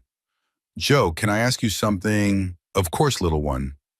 Do you like my papa? The innocent question made Joe's cheeks warm despite the cold. Yes, I like him very much. He's a good man. He likes you too, Lily declared with a child's certainty. I can tell. Oh, how can you tell? He looks at you the way he used to look at Mama, all soft in his eyes. Joe was grateful for the darkness that hid her blush. Your papa is just being kind because I'm a guest. Lily shook her head firmly. No, it's different. And Mama says it's good. She wants Papa to be happy again. Before Joe could formulate a response to this startling statement, the mare suddenly stopped, ears pricked forward alertly. Joe tensed, one hand moving to the pistol tucked in her belt. What is it? Lily whispered. Shh, Joe cautioned, straining her senses. The forest had gone quiet, no owl hoots, no rustling of nocturnal creatures, just silence, heavy and watchful. Then she heard it, the soft jingle of a bridle quickly muffled. The sound came from ahead along the trail they were following. Joe's heart pounded against her ribs. Blackwood's men patrolling the forest. They had anticipated this escape route. With utmost care, Joe turned the mare off the trail deeper into the trees where the shadows were thickest. She leaned forward, whispering in Lily's ear. We need to be very quiet now. Some men are ahead and we don't want them to see us. Lily nodded, her small body tense with understanding. They moved with excruciating slowness, each step of the horse's hooves placed deliberately to avoid snapping branches or crunching snow too loudly. Joe's every sense was heightened, the cold air sharp in her lungs, the scent of pine heavy around them, the weight of the documents against her chest, a constant reminder of what was at stake. Suddenly, Naira's spirit appeared beside them, her form glowing faintly in the darkness. She gestured urgently to the right, deeper into the forest. This way, Joe whispered, guiding the mare in the direction Naira indicated. They moved parallel to the trail, now keeping a safe distance while still making progress toward the trapper's cabin. Twice more they heard sounds of men on horseback, but each time Naira's spirit led them safely around the danger. After what seemed like hours, the trees thinned, revealing a small clearing. In its center stood a crude cabin, little more than a shack, its roof sagging under the weight of snow. "Is that it?" Lily whispered. "Yes," Joe confirmed. "The trapper's cabin." She scanned the area carefully before urging the mare forward. The clearing appeared deserted. No tracks in the pristine snow save those of small animals. Still caution was necessary. "Wait here," Joe told Lily, lifting her down from the horse. She placed the child in the shelter of a large pine where shadows would conceal her. "I'm going to check the cabin first. If anything happens, anything at all, run back into the trees and hide. Understand?" Lily nodded solemnly, her eyes wide in the moonlight. "Be careful, Joe." "I will," Joe promised, drawing the pistol from her belt. She approached the cabin cautiously, every sense alert for danger. The door hung slightly ajar, moving gently in the night breeze. Joe pushed it open with the barrel of her pistol wincing at the creak of rusted hinges. The interior was dark and cold, smelling of old smoke and animal pelts. Joe struck a match, illuminating a single room with a small iron stove, a rough-hewn table, and a narrow cot covered in musty furs. No one had been here recently.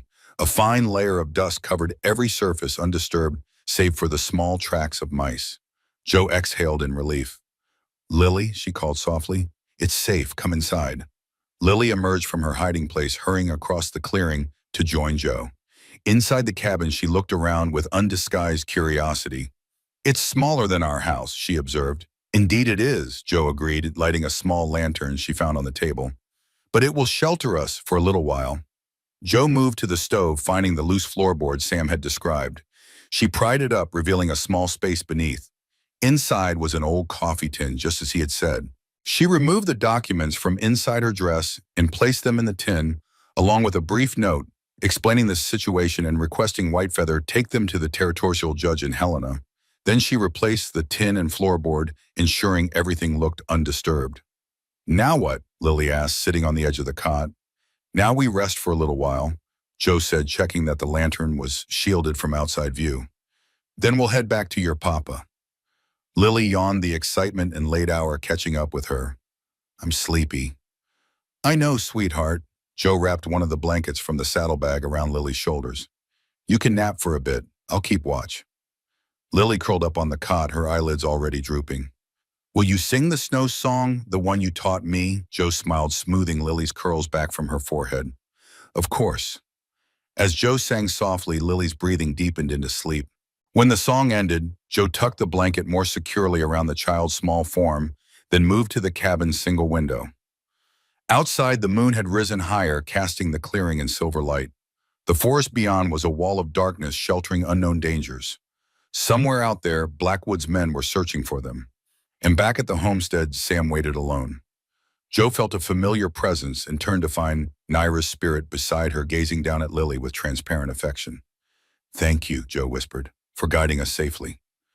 Naira looked up, her expression grave.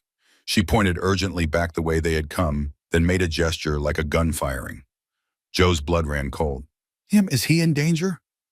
Naira nodded emphatically, her form flickering with agitation. "How many men?" Joe asked urgently. "How many has Blackwood sent?" Naira held up both hands, fingers splayed. 10 men. Far too many for one man to fight off even one as capable as Sam. Joe's mind raced. She had promised to deliver the documents and return by dawn. But if Sam was in immediate danger— "Can you stay with Lily?" Joe asked Naira's spirit. "Keep her safe while I go back to help Sam."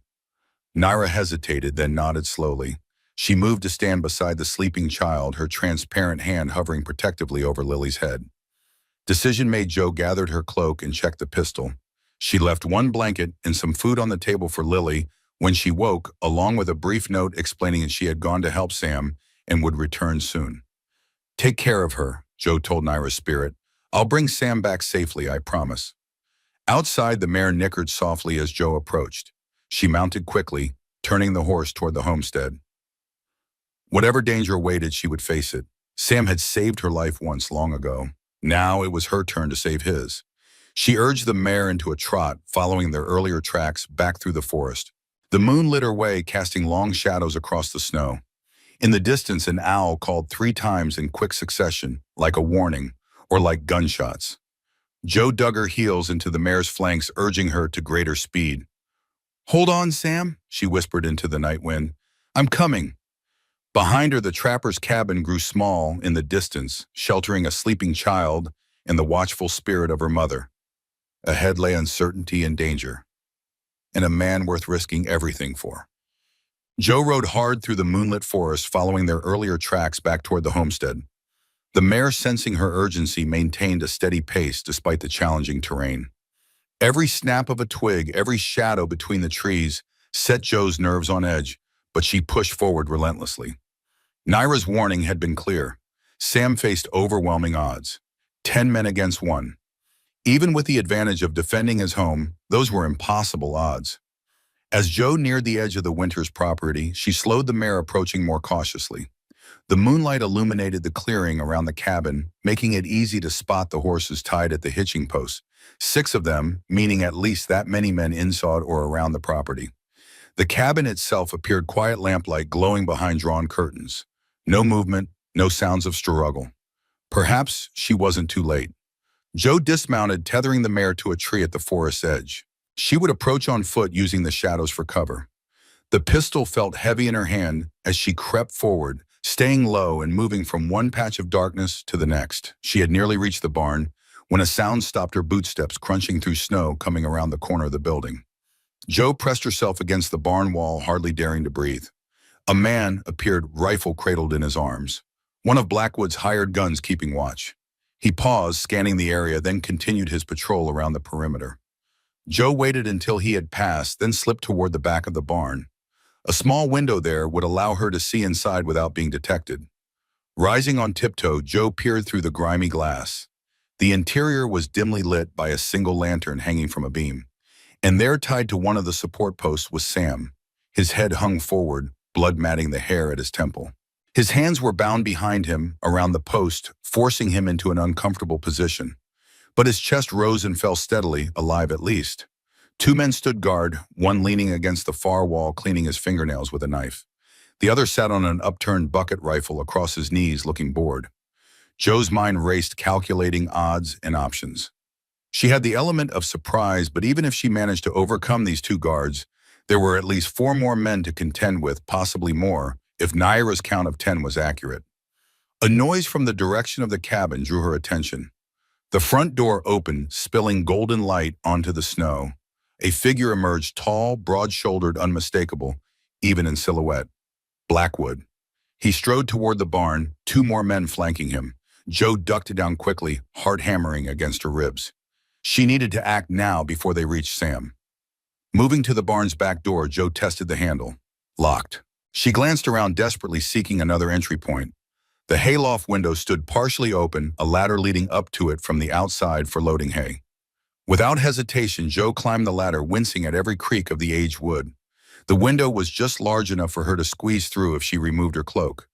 She did so, draping it over the ladder, then eased herself into the dark hayloft. From this vantage point, she could see the entire barn floor below. Sam remained as she had last seen him, still unconscious. The 2 guards were now more alert, having heard Blackwood's approach. The barn door swung open and Blackwood entered, ducking his head beneath the low door frame. His men followed, weapons ready. "No sign of the woman or child, boss," one reported. "We've checked the cabin top to bottom." "They can't have gone far," Blackwood growled.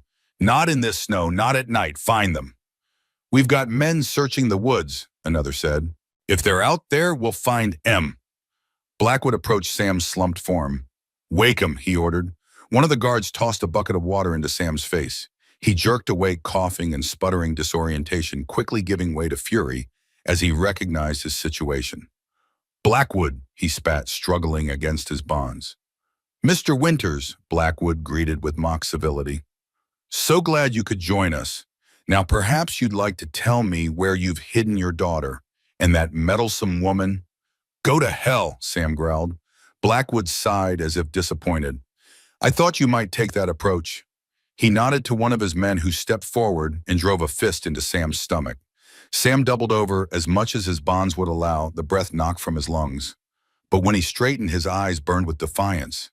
"You can beat me all you want," he gasped. "I won't tell you anything." "Such nobility," Blackwood mocked, "but unnecessary. We'll find them eventually. This territory isn't that big, and I have men in every settlement. They won't get far."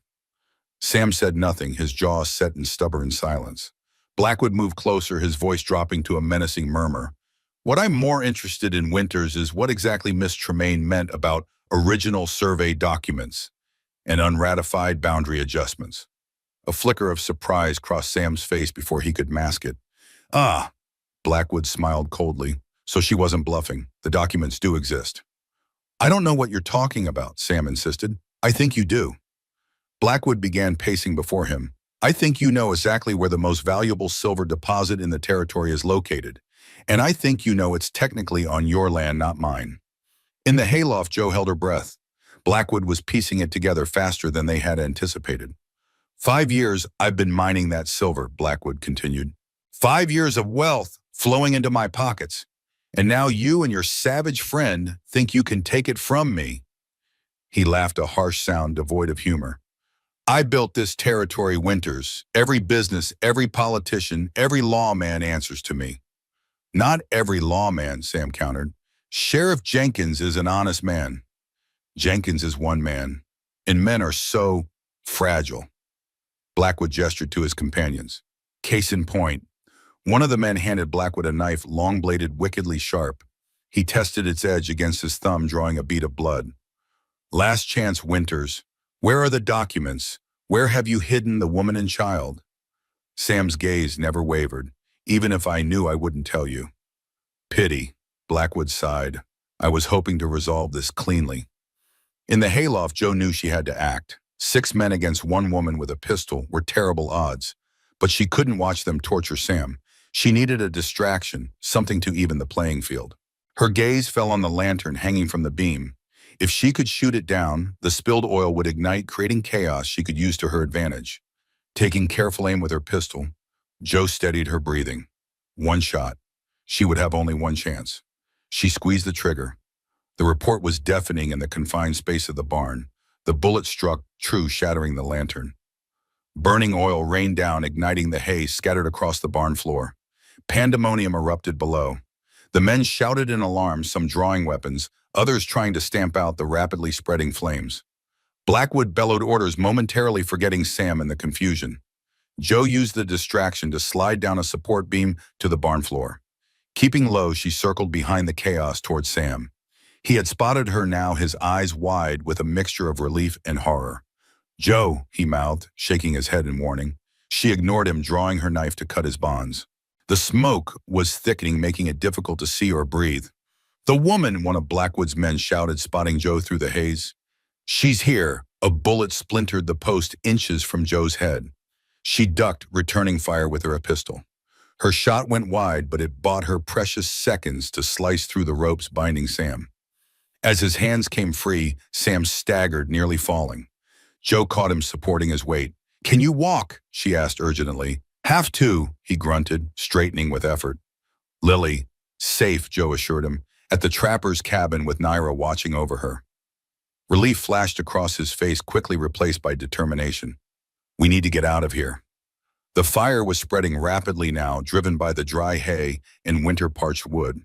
Blackwood and his men were retreating toward the door, coughing in the smoke. "This way," Sam urged, pulling Jo toward a back corner of the barn. He kicked at a section of wall, revealing a small door, an escape route he had built for just such an emergency. They crawled through onto the snow outside, gulping the clean, cold air. Behind them, the barn was fully engulfed, flames reaching toward the night sky. "The horses," Sam gasped, staggering to his feet. "We need to get them out." "No time," Jo insisted, pulling him toward the trees. "Blackwood's men will be circling around any second." As if to confirm her words, a shout went up from the far side of the barn. "There they are!" Gunshots rang out, bullets kicking up snow at their feet. Jo and Sam ran zigzagging to make themselves harder targets, heading for the tree line where Jo had left the mare. More shots followed them, but the growing smoke and darkness worked in their favor. They reached the forest's edge, plunging into the concealing shadows of the pines. Joe led the way to where she had tethered the mare. The horse nickered nervously, sensing their urgency. "You first," Joe insisted, helping Sam mount despite his protests. She swung up behind him, taking the reins around his body. "Hold on." Sam leaned back against her, his breathing labored. In the light of the burning barn, Joe could see blood still seeping from the wound at his temple. "Lily," he murmured. "We need to get to Lily." "We will," Joe promised, urging the mare forward. "Just stay with me, Sam. Stay awake." Behind them, the cabin had caught fire now, two flames leaping from roof to walls. Blackwood's men had given up the pursuit, temporarily focused on controlling the blaze before it spread to their horses. Joe guided the mare deeper into the forest, following the same path she had taken earlier. Sam's weight against her grew heavier as his consciousness wavered. "Talk to me," she urged, one arm tight around his waist to keep him upright. "Tell me about Lily, about when she was born." "Stormy night," Sam mumbled. "Like this one. Not snow, but rain. Naira was so strong. Never cried out, not once, and then, Lily." A smile touched his lips, despite his pain. "Perfect. So perfect." "She is," Joe agreed, blinking back tears. "She's waiting for you, Aim. You need to stay awake for her." "Trying," he slurred, "head hurts." "I know, but we're almost there." It was a lie. They were still at least 2 miles from the trapper's cabin, but Joe needed him to keep fighting to stay conscious. The mare picked her way carefully through the snow-covered forest, guided by Joe's steady hand, and Naira's ghostly presence, which had appeared beside them, lighting the way like a pale beacon. Sam's eyes widened as he spotted the apparition. "Naira," he whispered, "is that really you?" The spirit nodded, her expression tender, despite her obvious concern. "I thought I'd never see you again," Sam murmured. "I've missed you so much." Naira's form seemed to flicker with emotion. She reached out a transparent hand, almost but not quite touching his cheek. "She's been watching over you and Lily all along," Joe said softly. "She never left you." Sam's eyes filled with tears. "I'm sorry," he told the spirit. "Sorry I couldn't save you." Naira shook her head emphatically, then pointed forward, urging them to continue. "She wants us to keep moving," Joe translated. "Blackwood's men won't be far behind once they get the fire under control." Sam straightened with effort. "Lead on, then." They rode in tense silence, every sense alert for sounds of pursuit. The forest remained quiet, save for the occasional hoot of an owl or rustle of branches in the wind. The moon had begun its descent toward the western horizon, signaling that dawn was not far off. "Almost there," Joe encouraged as the trees began to thin. "Just a little further." The clearing appeared before them, the trapper's cabin, a dark silhouette against the snow. No light showed from within, but Joe knew Lily would be there, hopefully still sleeping peacefully. They dismounted carefully, Sam leaning heavily on Joe as they approached the cabin. Joe drew her pistol, taking no chances after the night's events. "Lily," she called softly, pushing open the door. "It's Joe, and your papa is with me." For a heartbeat, there was silence. Then a small voice cried out, "Papa Joe!" And Lily launched herself from the shadows into Sam's arms. He staggered under the impact but remained standing, hugging his daughter fiercely. "Lily girl," he breathed, "you're safe." "I was so scared," Lily confessed, her face buried in his coat. "I woke up and Joe was gone, and Mama said I had to be brave and wait." "And you were very brave," Joe assured her, closing and barring the cabin door behind them. She quickly lit the lantern, illuminating the small space. In the warm glow, Sam's injuries were more apparent.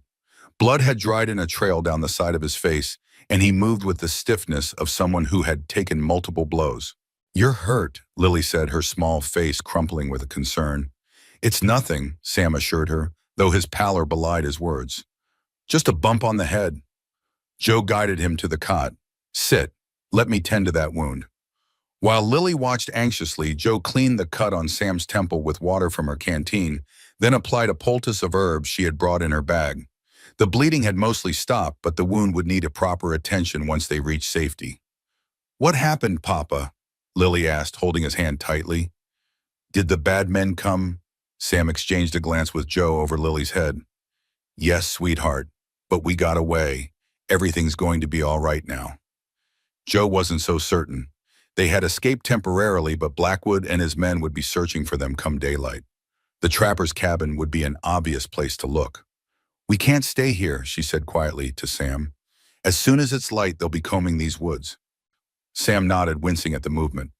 Whitefeather's camp is another half-day's ride north. If we can reach him, you're in no condition to travel that far, Joe pointed out, and the mayor can't carry all three of us such a distance. We don't have a choice, Sam insisted. Blackwood won't stop until he finds us. And now that we've destroyed his property, he has even more reason to want us dead. Lily's eyes widened at this frank assessment. Are we going to die, Papa? No, Sam said firmly, gathering her close. No one is going to do. We're going to find Mr. Whitefeather, and he's going to help us get to Helena, where the territorial judge will make everything right. Joe wished she shared his confidence.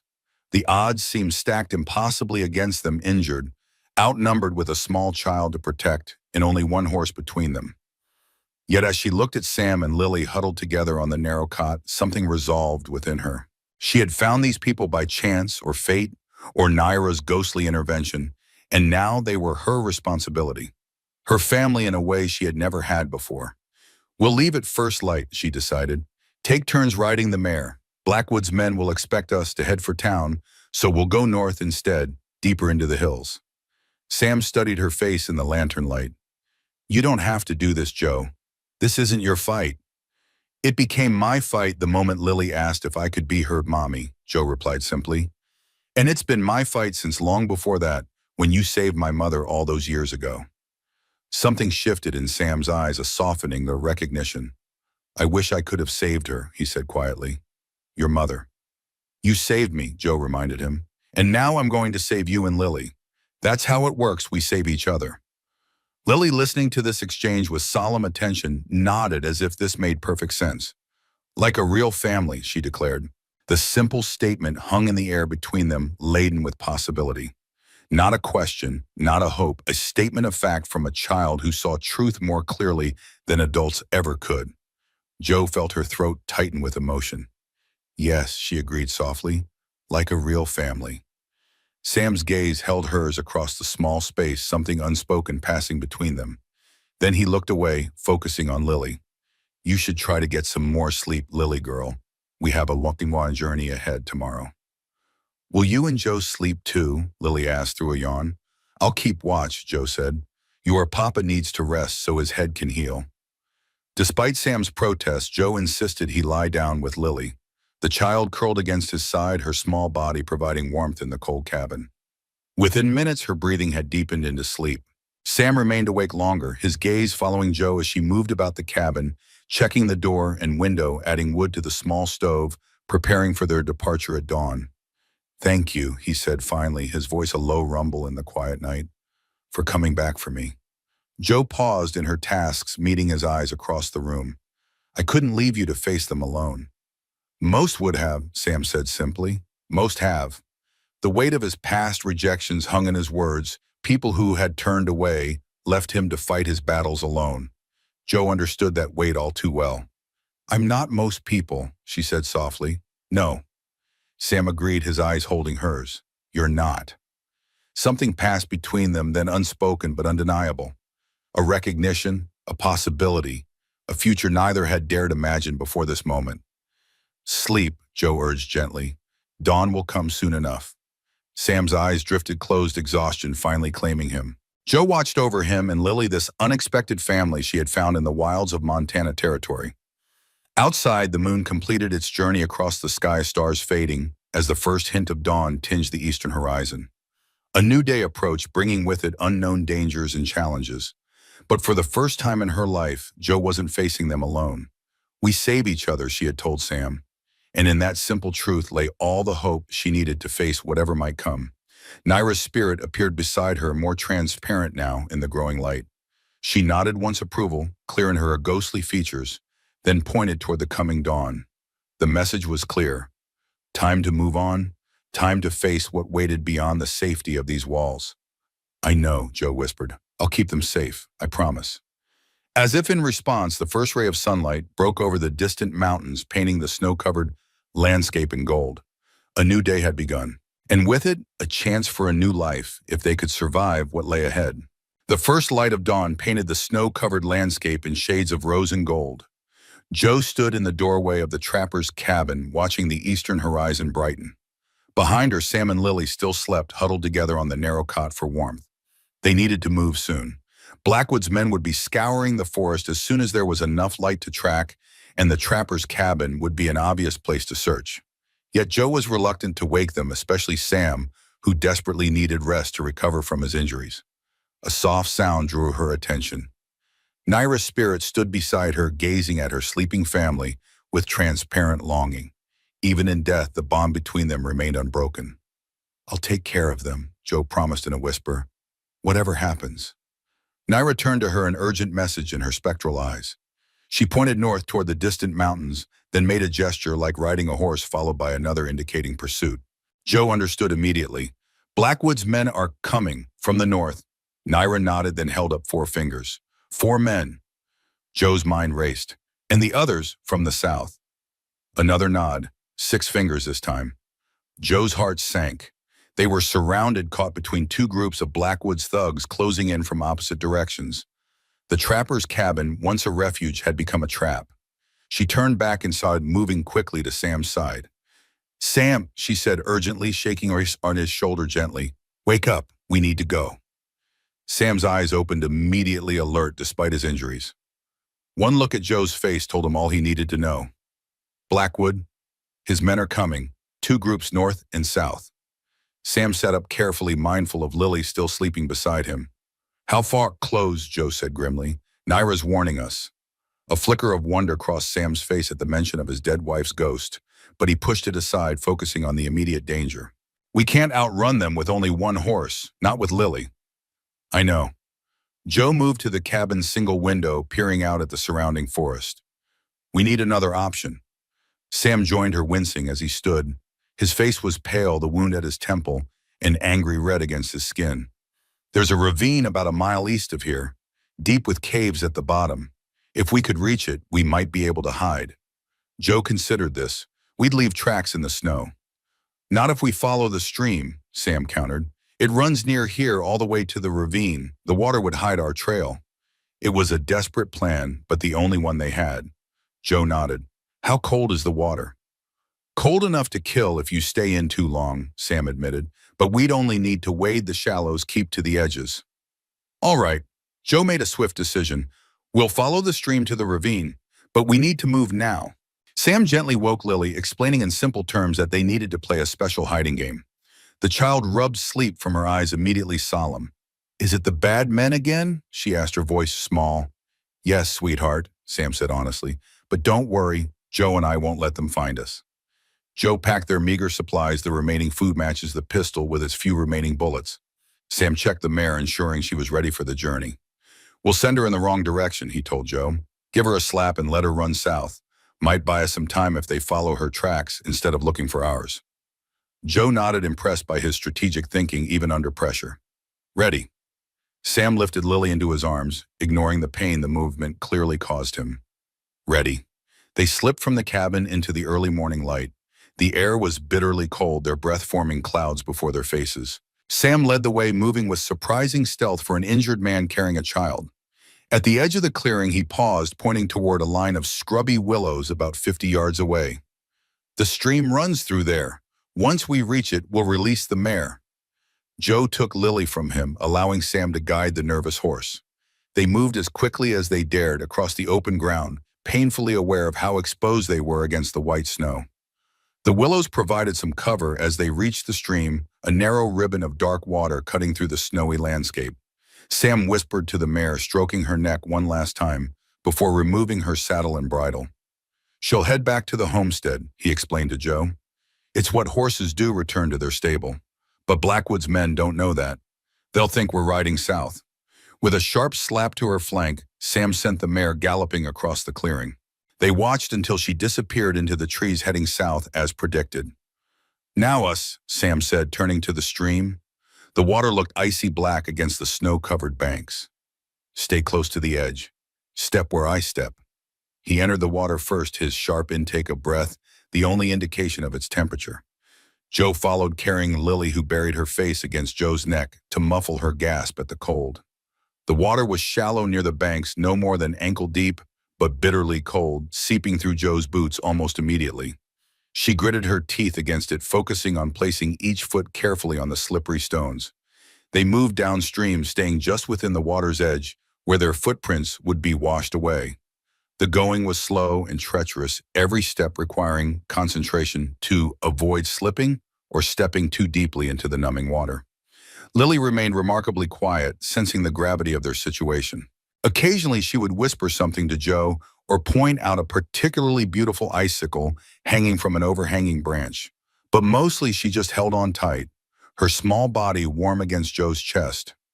They had been following the stream for perhaps half an hour when Sam suddenly froze, raising a hand in warning. Joe stopped immediately, straining her senses. At first she heard nothing but the gentle gurgle of the stream.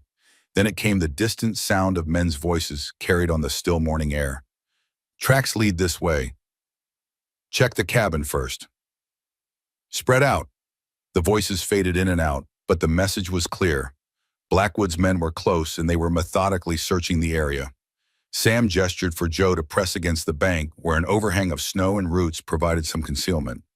They huddled there, hardly daring to breathe as the voices grew louder. Through gaps in the overhang, Joe could see movement on the ridge above, men on horseback rifles across their saddles, scanning the landscape below. One of them pointed toward the trapper's cabin visible in the distance. Two riders broke away, heading toward it. "They'll find the mare's tracks soon," Sam whispered, his lips close to Joe's ear.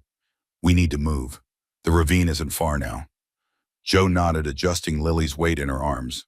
The child had grown heavy, but Joe wouldn't complain. Every step taken was one step closer to safety. They continued downstream, moving even more cautiously now. The banks grew steeper as the stream began to cut more deeply into the landscape, a precursor to the ravine Sam had described. Suddenly a shout echoed from behind them, sharp, excited. "Tracks here, by the stream!"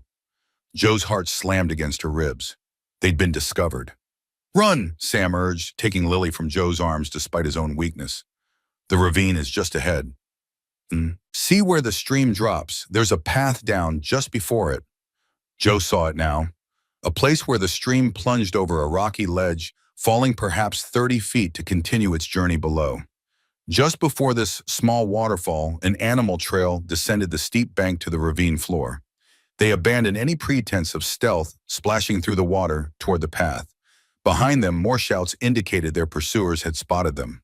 A rifle crack split the morning air, the bullet striking water just feet from where they ran.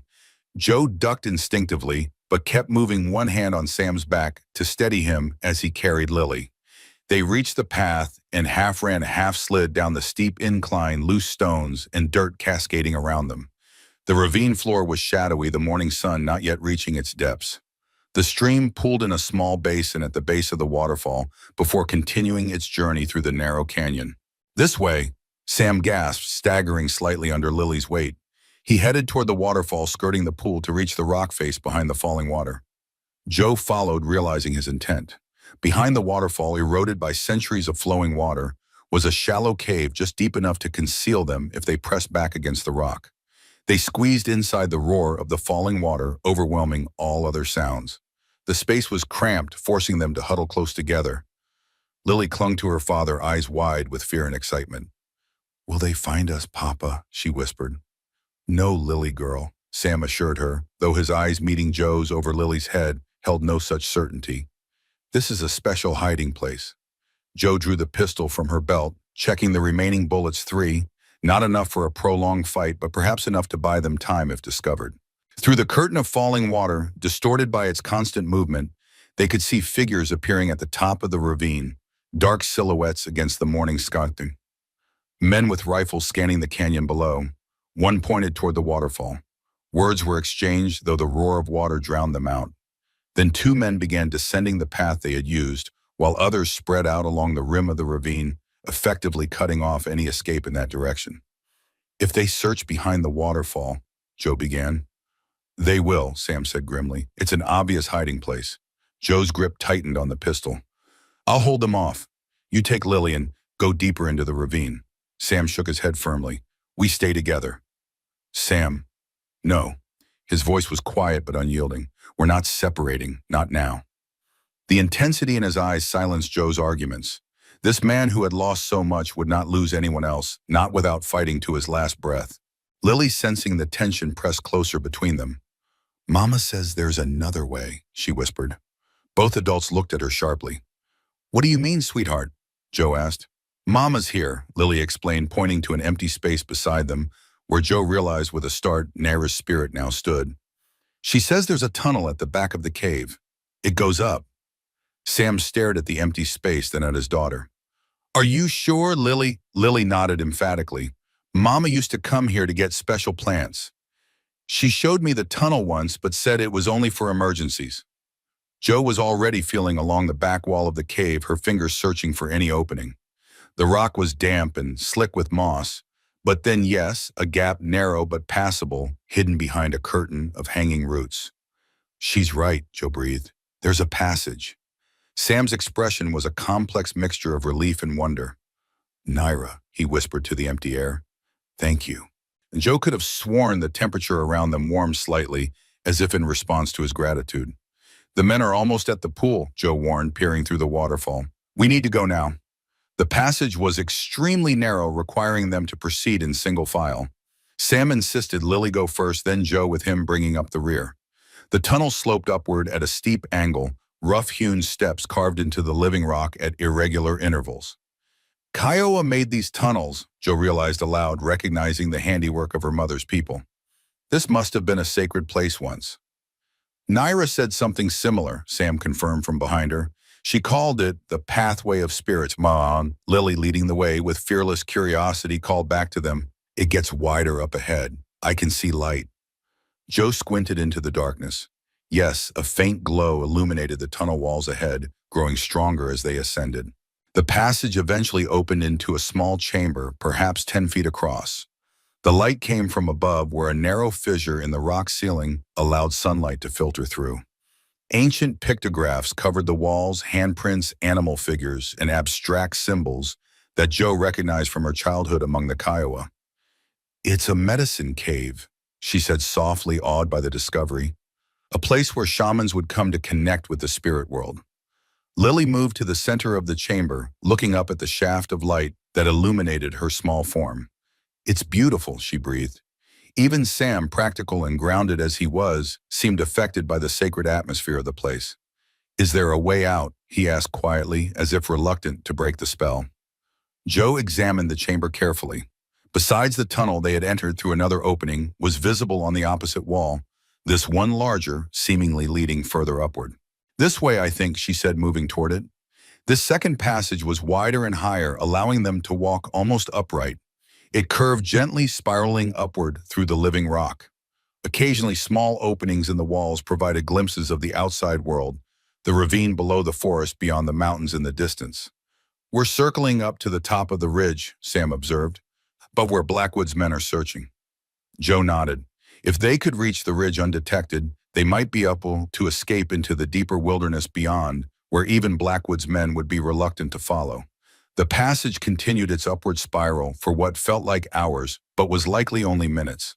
Finally, it opened onto a small ledge carved into the face of the cliff, hidden from below by an outcropping of rock. From this vantage point, they could see the entire ravine spread below them, the waterfall, the pool, and Blackwood's men methodically searching the area. Two men had indeed discovered the cave behind the waterfall and were emerging now, gesturing to their companions that it was empty. Others were working their way deeper into the ravine, weapons ready. "They don't know about the tunnel," Joe whispered, relief flooding through her. "We've lost them, at least for now."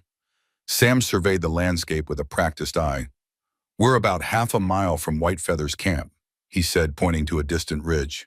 "If we can reach it without being seen." "The documents," Joe remembered suddenly. "We left them at the trapper's cabin in the coffee tin." "It's too late now," Sam said grimly. "Blackwood's men will have found the cabin by now. Our only hope is to reach Whitefeather and convince him to help us get to Helena. Without proof. We have our testimony, and Whitefeather knows Blackwood's character. He's seen the man's cruelty firsthand. It wasn't much to build a case on, but it was all they had. Iman." Joe nodded. "Lead the way, then." They followed a narrow game trail that led from the ledge into the pine forest beyond. The going was slower now. Sam's strength was clearly flagging the effects of his injuries and the cold taking their toll. Joe took Lily again, allowing Sam to conserve his energy.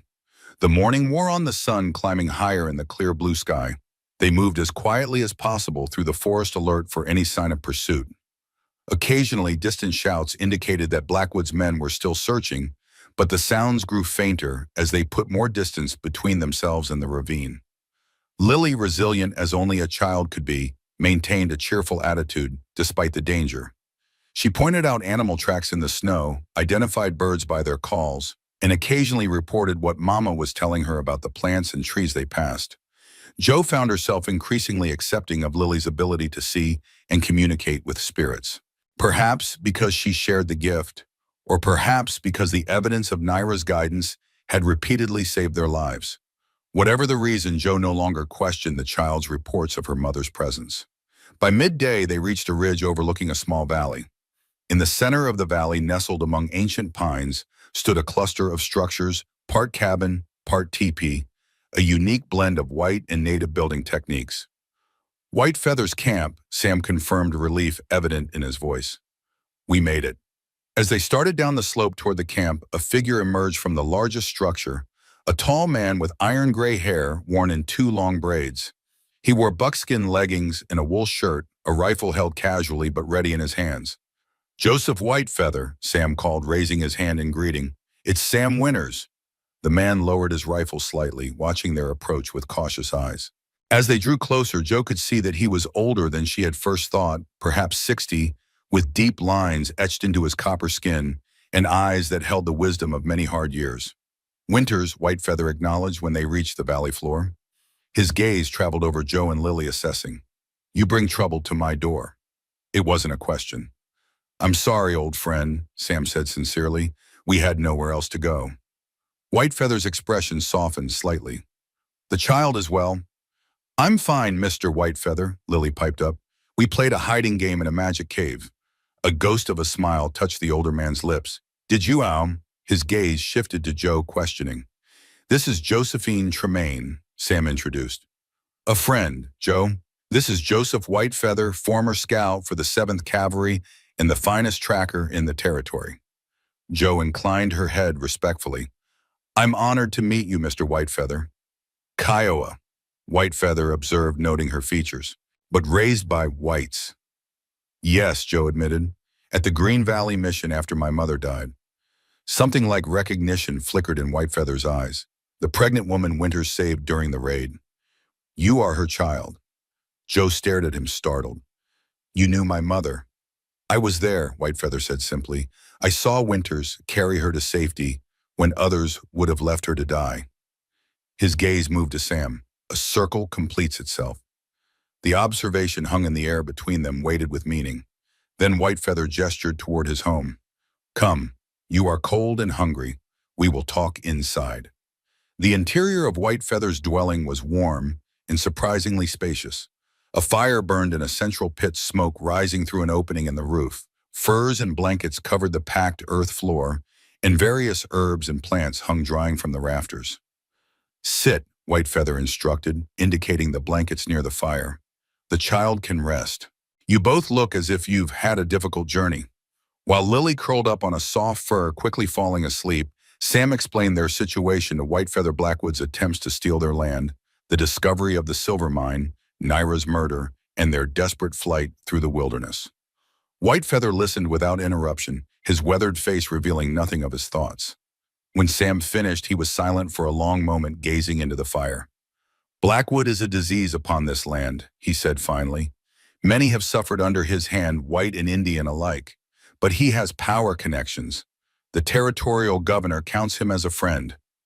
That's why we need to reach the federal judge in Helena, Joe explained. Show him the evidence. She stopped, remembering. The documents we left at the trapper's cabin. These documents. Whitefeather reached behind him, producing a familiar coffee tin. I found them this morning when I checked my trap lines. Sam stared, then laughed, a sound of pure relief. You found them? But how did you know to look in the cabin? I did not, Whitefeather admitted, but I saw Blackwood's men searching the area and grew curious. I reached the cabin before they did, found the tin where Naira always kept her special herbs. His eyes, dark and knowing, held Sam's.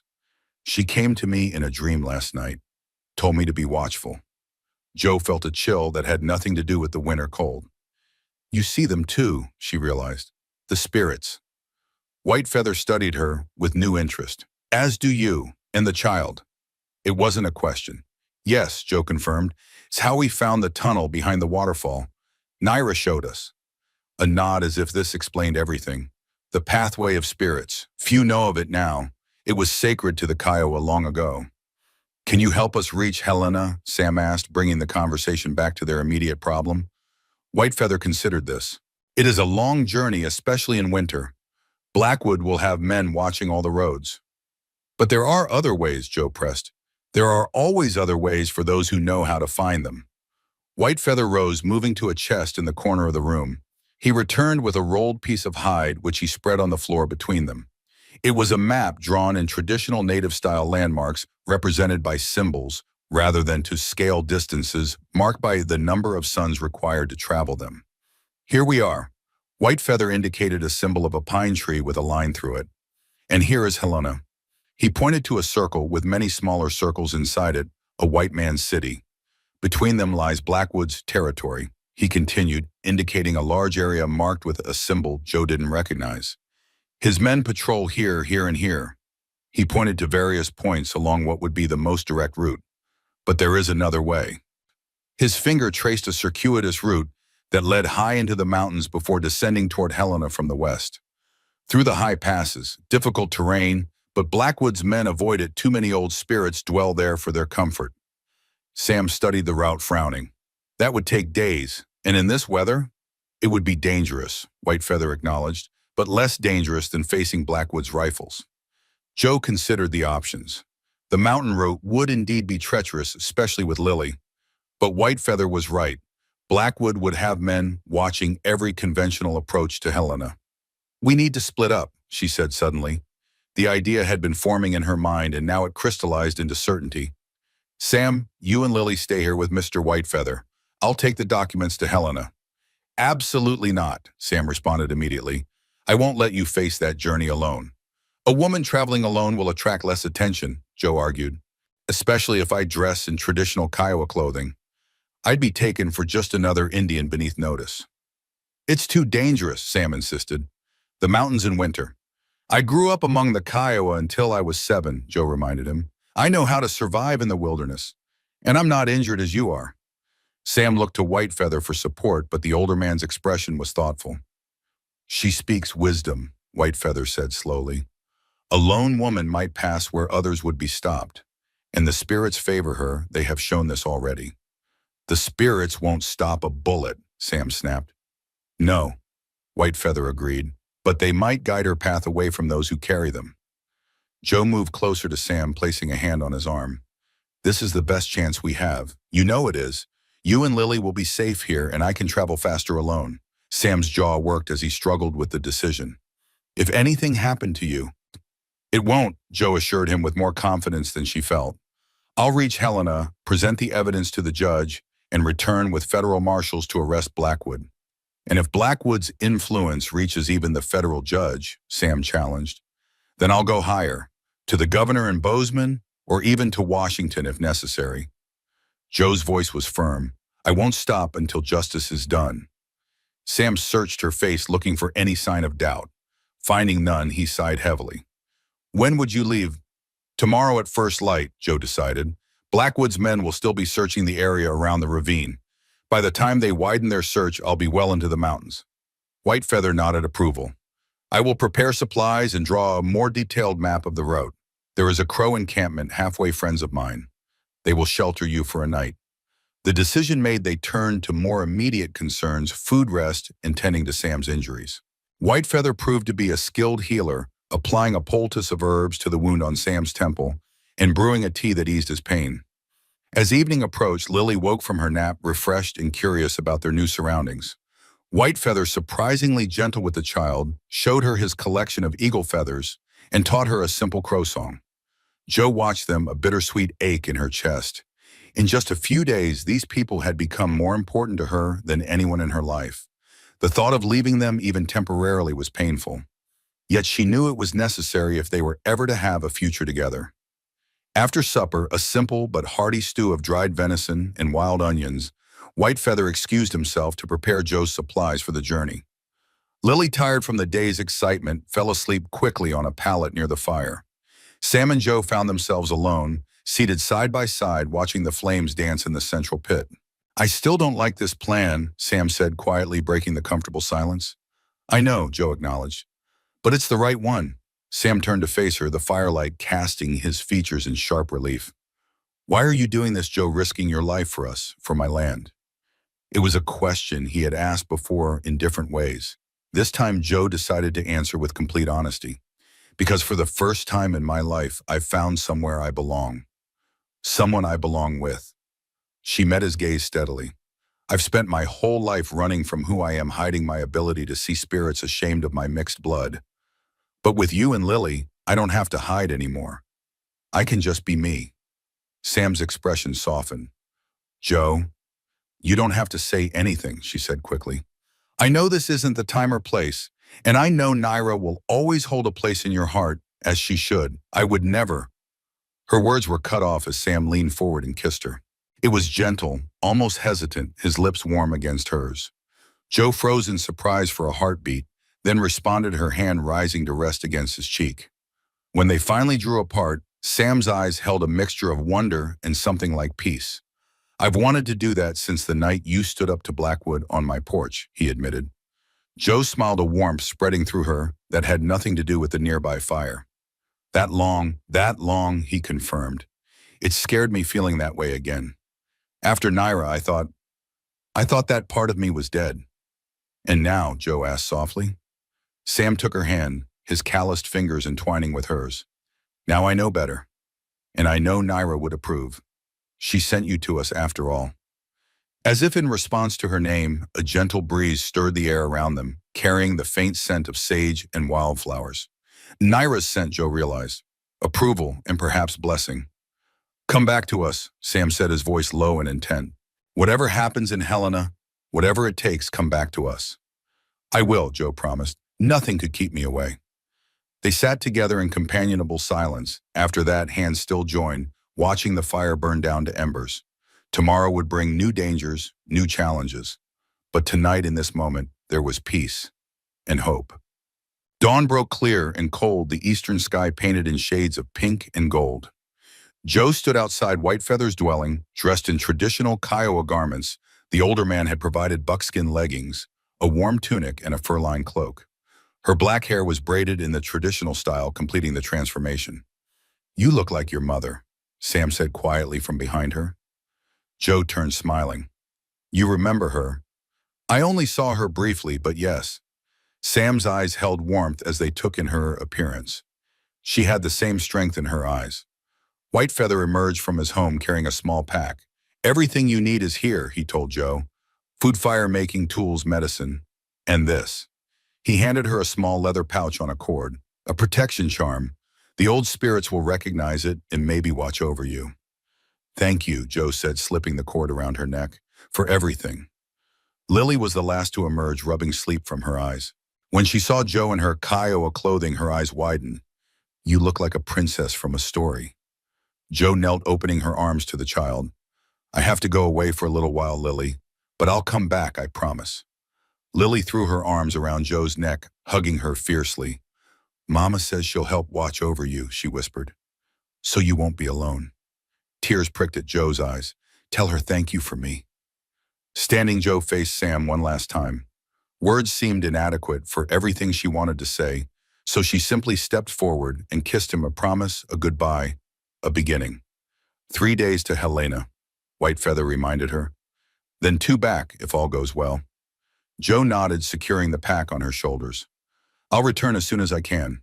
With a final look at the 3 figures standing before Whitefeather's home, her newfound family, Joe turned and began the long journey into the mountains.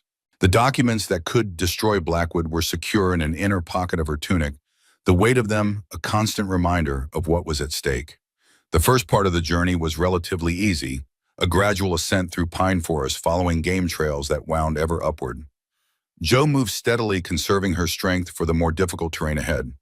By midday, she had reached the first ridge Whitefeather had marked on his map. From this vantage point, she could see for miles in every direction the rolling forest below, the distant plains beyond, and ahead the towering peaks of the Montana high country. Joe paused to eat a small portion of the pemmican Whitefeather had provided, washing it down with melted snow.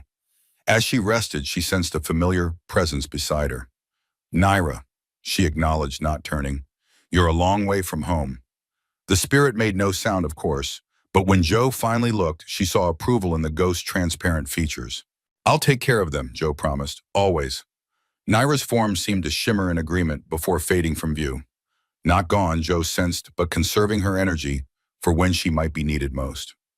The afternoon brought steeper terrain and deeper snow. Joe fashioned crude snowshoes from pine branches and rawhide from her pack, a skill she had learned in childhood from the Kiowa elders. They helped distribute her weight, preventing her from sinking too deeply into the drifts. As the sun began its descent toward the western horizon, Joe searched for a suitable place to make camp. Whitefeather had marked several possibilities on his map: a hollow tree, a small cave, an overhang of rock that would provide shelter from the elements. She chose the cave, a shallow depression in a rocky outcropping that faced away from the prevailing wind. Gathering dead wood from nearby, Joe built a small fire at the mouth of the cave, creating a barrier of warmth between her and the encroaching night. As darkness fell, the temperature dropped precipitously. Joe huddled close to her fire, wrapped in the fur-lined cloak, eating sparingly of her provisions.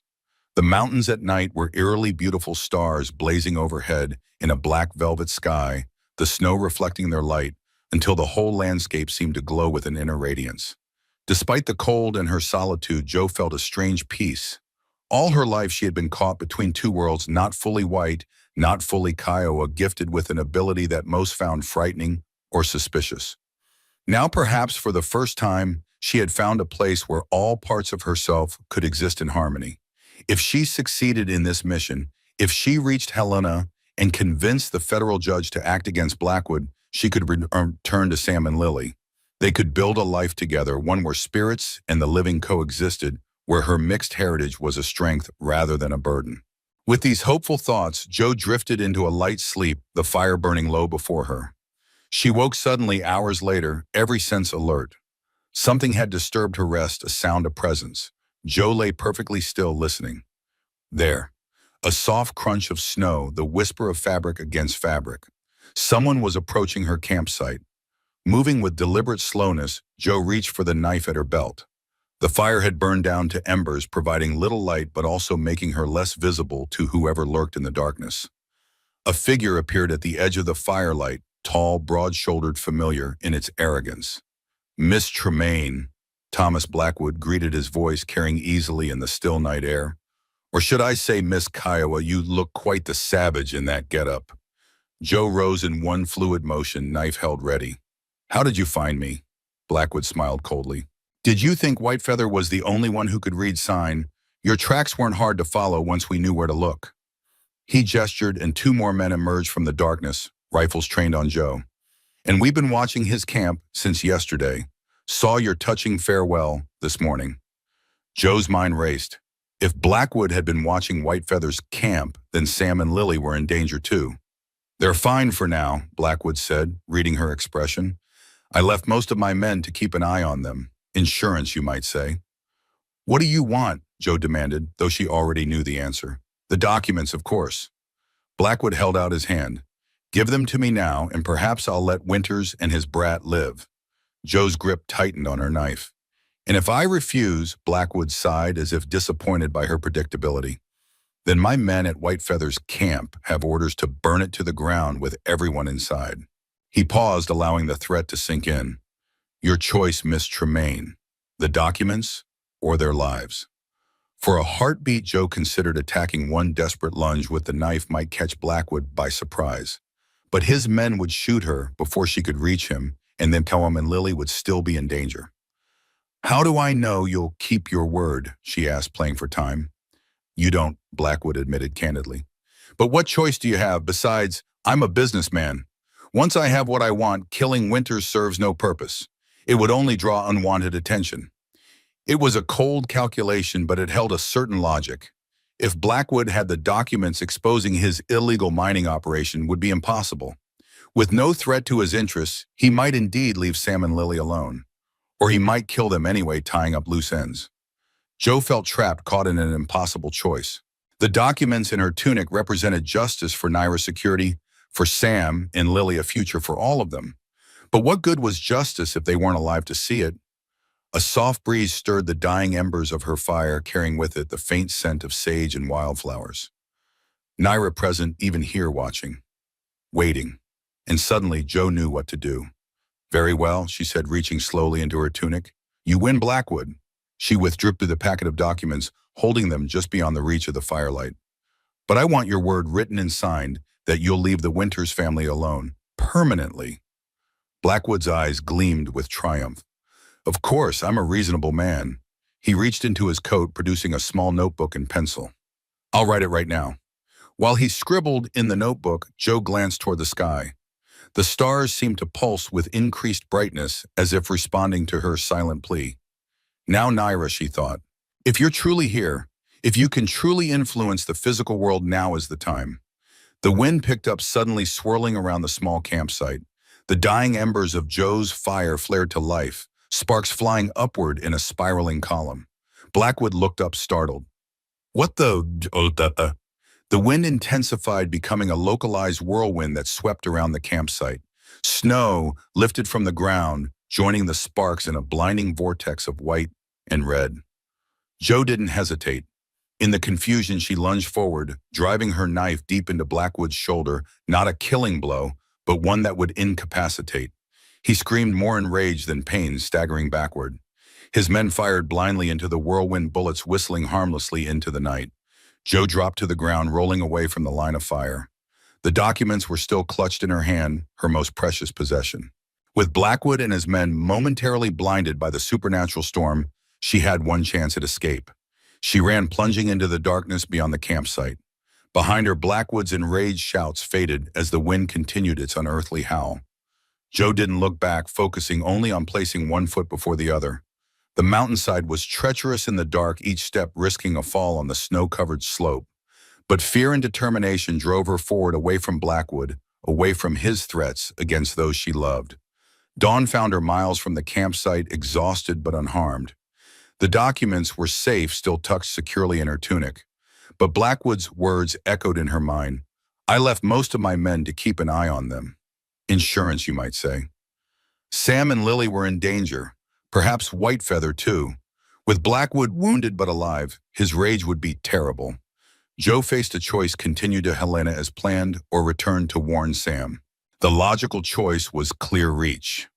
Helena, present the evidence, bring back federal marshals to arrest Blackwood and his men. It was the safest option, the one most likely to succeed. But logic couldn't override the fear in her heart. If anything happened to Sam and Lily while she was gone, no, she couldn't risk it. She had to go back, warn them of the immediate danger. Together, they could find another way to reach Helena. Decision made, Joe consulted Whitefeather's map. There was a more direct route back, dangerous, involving a steep descent, but one that would save precious hours. Without hesitation, Joe turned back the way she had come, her path now taking her down instead of up toward the people who had become her family. Hold on, she silently urged them. I'm coming. The descent was treacherous, the slope steeper than it had appeared on Whitefeather's map. Joe moved as quickly as she dared, occasionally the sliding down snow-covered inclines when walking proved impossible. By midday, she had reached the foothills where the terrain became more forgiving. The forest provided better cover, allowing her to move more freely without fear of being spotted from a distance. As she neared Whitefeather's valley, Joe slowed, approaching with caution. If Blackwood's men were indeed watching the camp, rushing in blindly would only endanger everyone. She found a vantage point on a ridge overlooking the valley, concealing herself behind a fallen log. From here, she could see Whitefeather's dwelling and the surrounding area. At first glance, everything appeared normal. Smoke rose from the central smoke hole, suggesting someone was inside. There was no sign of Blackwood's men, no horses tethered nearby, no unusual movement. But something felt wrong. The valley was too quiet. No birds sang, no small animals moved through the underbrush. It was as if the entire area was holding its breath, waiting. Joe remained hidden, watching. As the sun began its descent toward the western horizon, she caught a flash of movement, a man emerging briefly from the trees on the far side of the valley, then disappearing again. One of Blackwood's watchers confirming her fears. How many were there, and where were Sam, Lily, and Whitefeather? Were they inside, unaware of the danger surrounding them? Or had they already been captured, used as bait to draw her back? Joe needed to get closer to assess the situation more accurately before deciding on a course of action.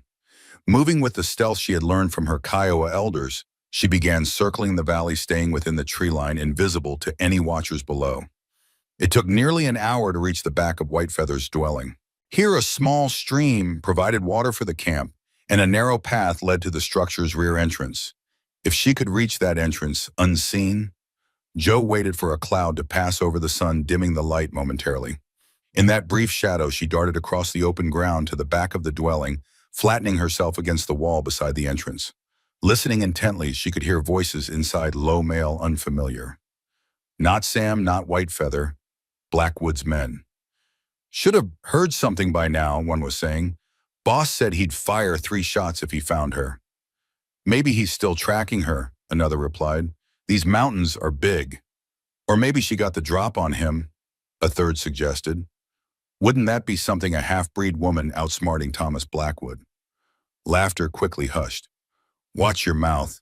If the boss heard you talk like that. Well, he ain't here, is he? Just us and these 3. Joe's heart raced. Sam, Lily, and Whitefeather were alive then. Prisoners, but alive. What do we do if the boss doesn't come back? The first voice asked. A pause. Then we have our orders. At sunset, if we haven't heard from him, we burn this place to the ground. With them inside. Sunset. Joe glanced at the sky. Perhaps an hour away. Not much time. She needed to act, but how 4 men inside armed with hostages? And likely more watching the valley from the forest. The odds were impossible. Unless Joe reached into her tunic, touching the protection charm Whitefeather had given her. The old spirits, he had said, would recognize it. Would they help her now as Naira had on the mountainside? There was only one way to find out. Closing her eyes, Joe clutched the charm, focusing her thoughts as she had seen the Kiowa elders do in her childhood. Not a prayer exactly, but an opening of herself to the world beyond the physical. I need help, she projected into that other realm. Not for myself, but for those I love. For a child who can see across the veil as I do. For a man who respects the old ways, though he cannot see them.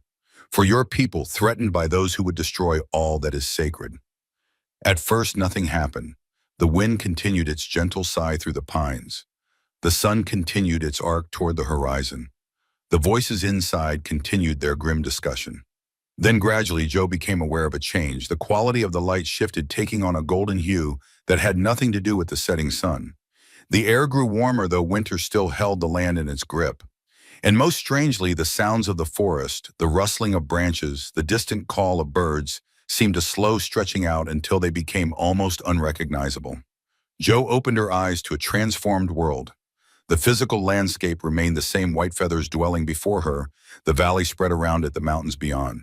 But overlaid upon this reality was another transparent figures moved through the trees, some human in form, others more animal-like, still others defying description altogether.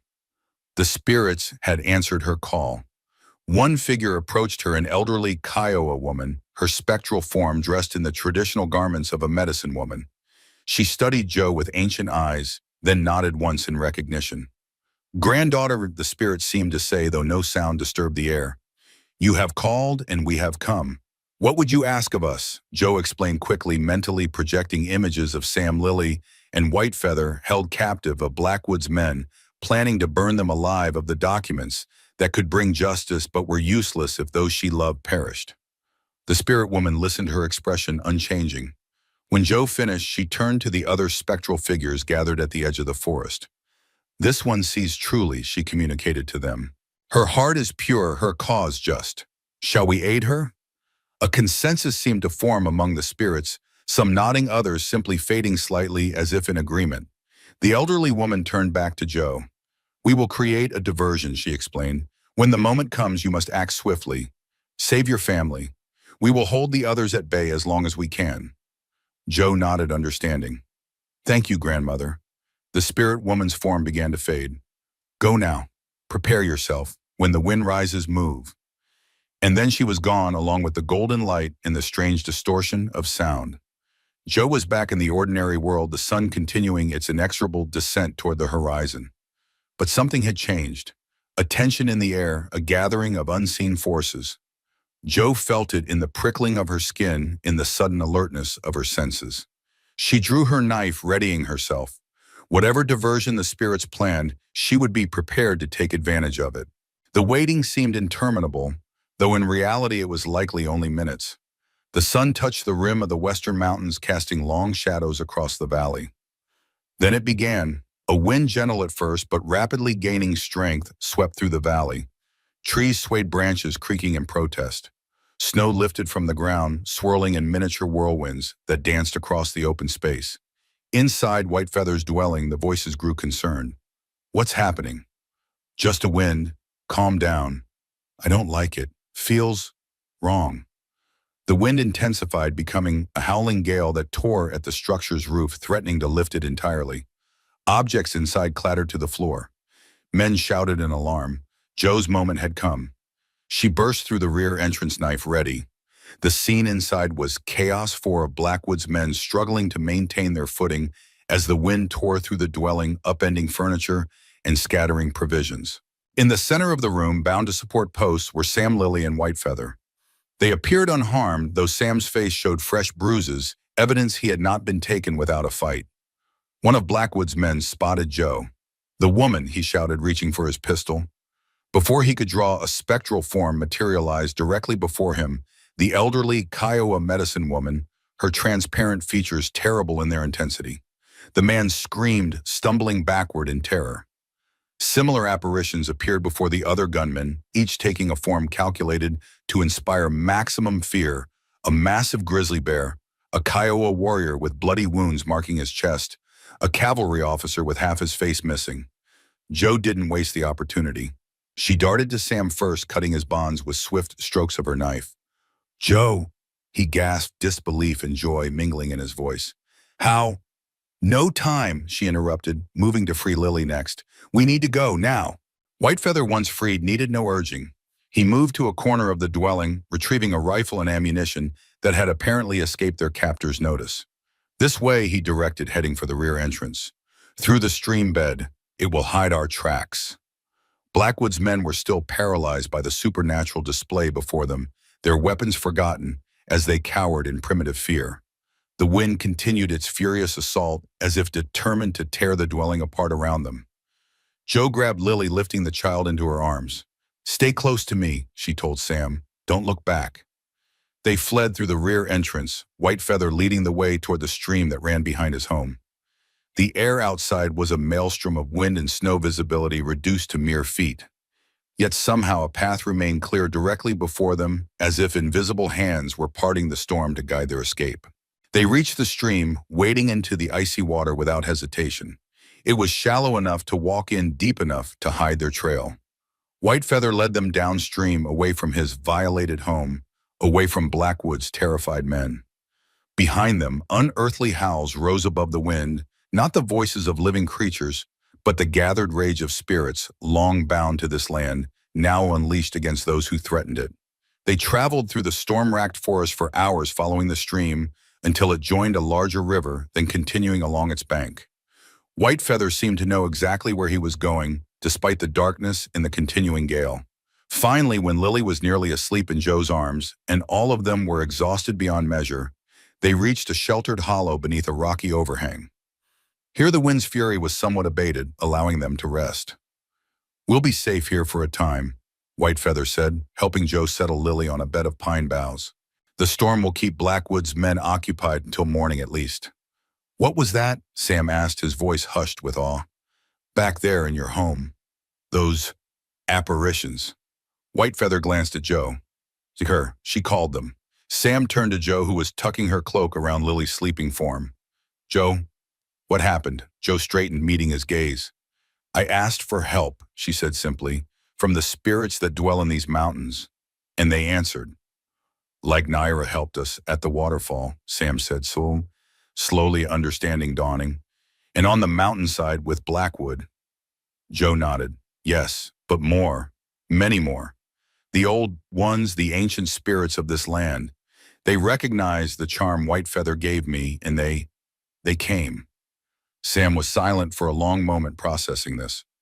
Finally, he asked, "Why did you come back? You were supposed to be heading to Helena with the documents." Joe reached into her tunic, withdrawing the packet of papers. "I still have them. But Blackwood found me on the mountain. He told me he had men watching you, that he'd kill you all if I didn't give him the documents." "And yet you kept them," Sam observed. "Why, Bo? Because I didn't trust him to keep his word," Joe explained. "And because I knew I needed to warn you to help you escape. The documents mean nothing if you and Lily aren't safe."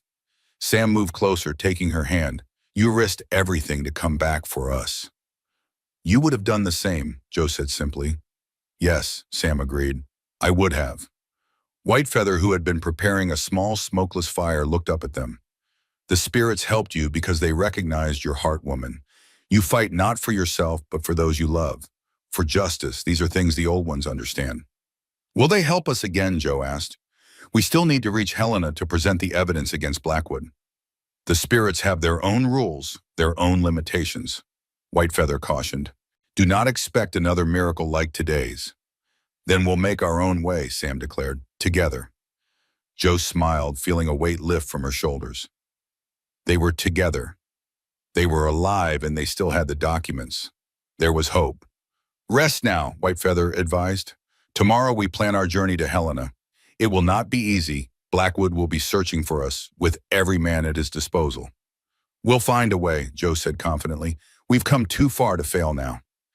As they settled around the small fire, Lily stirred briefly, her eyes opening to fix on a point just beyond their circle. "Mama says it's going to be okay," she murmured sleepily. "She says we're family now. All of us." Joe glanced to where Lily was looking. For a moment, she thought she saw a familiar shimmer in the air, Naira watching over them still. Then the apparition was gone, though the feeling of her presence remained. "Your mama is right," Joe said softly, smoothing Lily's hair. "We are family." Sam's arm encircled her shoulders, drawing her closer. "Family," he echoed the word, carrying the weight of a promise. Outside their shelter, the storm raged on, hiding their tracks, concealing them from pursuit. Tomorrow would bring new challenges, new dangers. But tonight, in this moment, they had each other. And sometimes Joe reflected, that was miracle enough. 2 weeks later, Joe stood on the porch of the newly rebuilt cabin, watching the sunset paint the Montana sky in shades of orange and pink. Beside her, Sam worked steadily, fitting a new window frame into place. "It's coming along well," Joe observed, running her hand along the smooth wood of the porch railing. "Almost feels like home again." Sam glanced up, a smile warming his features. "It is home. Our home." The word "our" still sent a thrill through Joe, even after everything they had been through together. So much had changed in such a short time. Their journey to Helena had been arduous, but successful. With Whitefeather guiding them through little-known mountain passes, they had reached the territorial capital undetected. The federal judge, an honest man as it turned out, had been appalled by the evidence they presented. Federal marshals had been dispatched immediately to arrest Blackwood and his men on charges of fraud, illegal mining, and attempted murder. They had found Blackwood still recovering from the knife wound Joe had inflicted, his empire crumbling around him as his men deserted in the face of federal authority. The original boundaries of Sam's land had been reinstated, including the silver deposit Blackwood had been illegally mining. The territorial governor, eager to distance himself from the scandal, had personally apologized to Sam and offered compensation for the years of stolen wealth.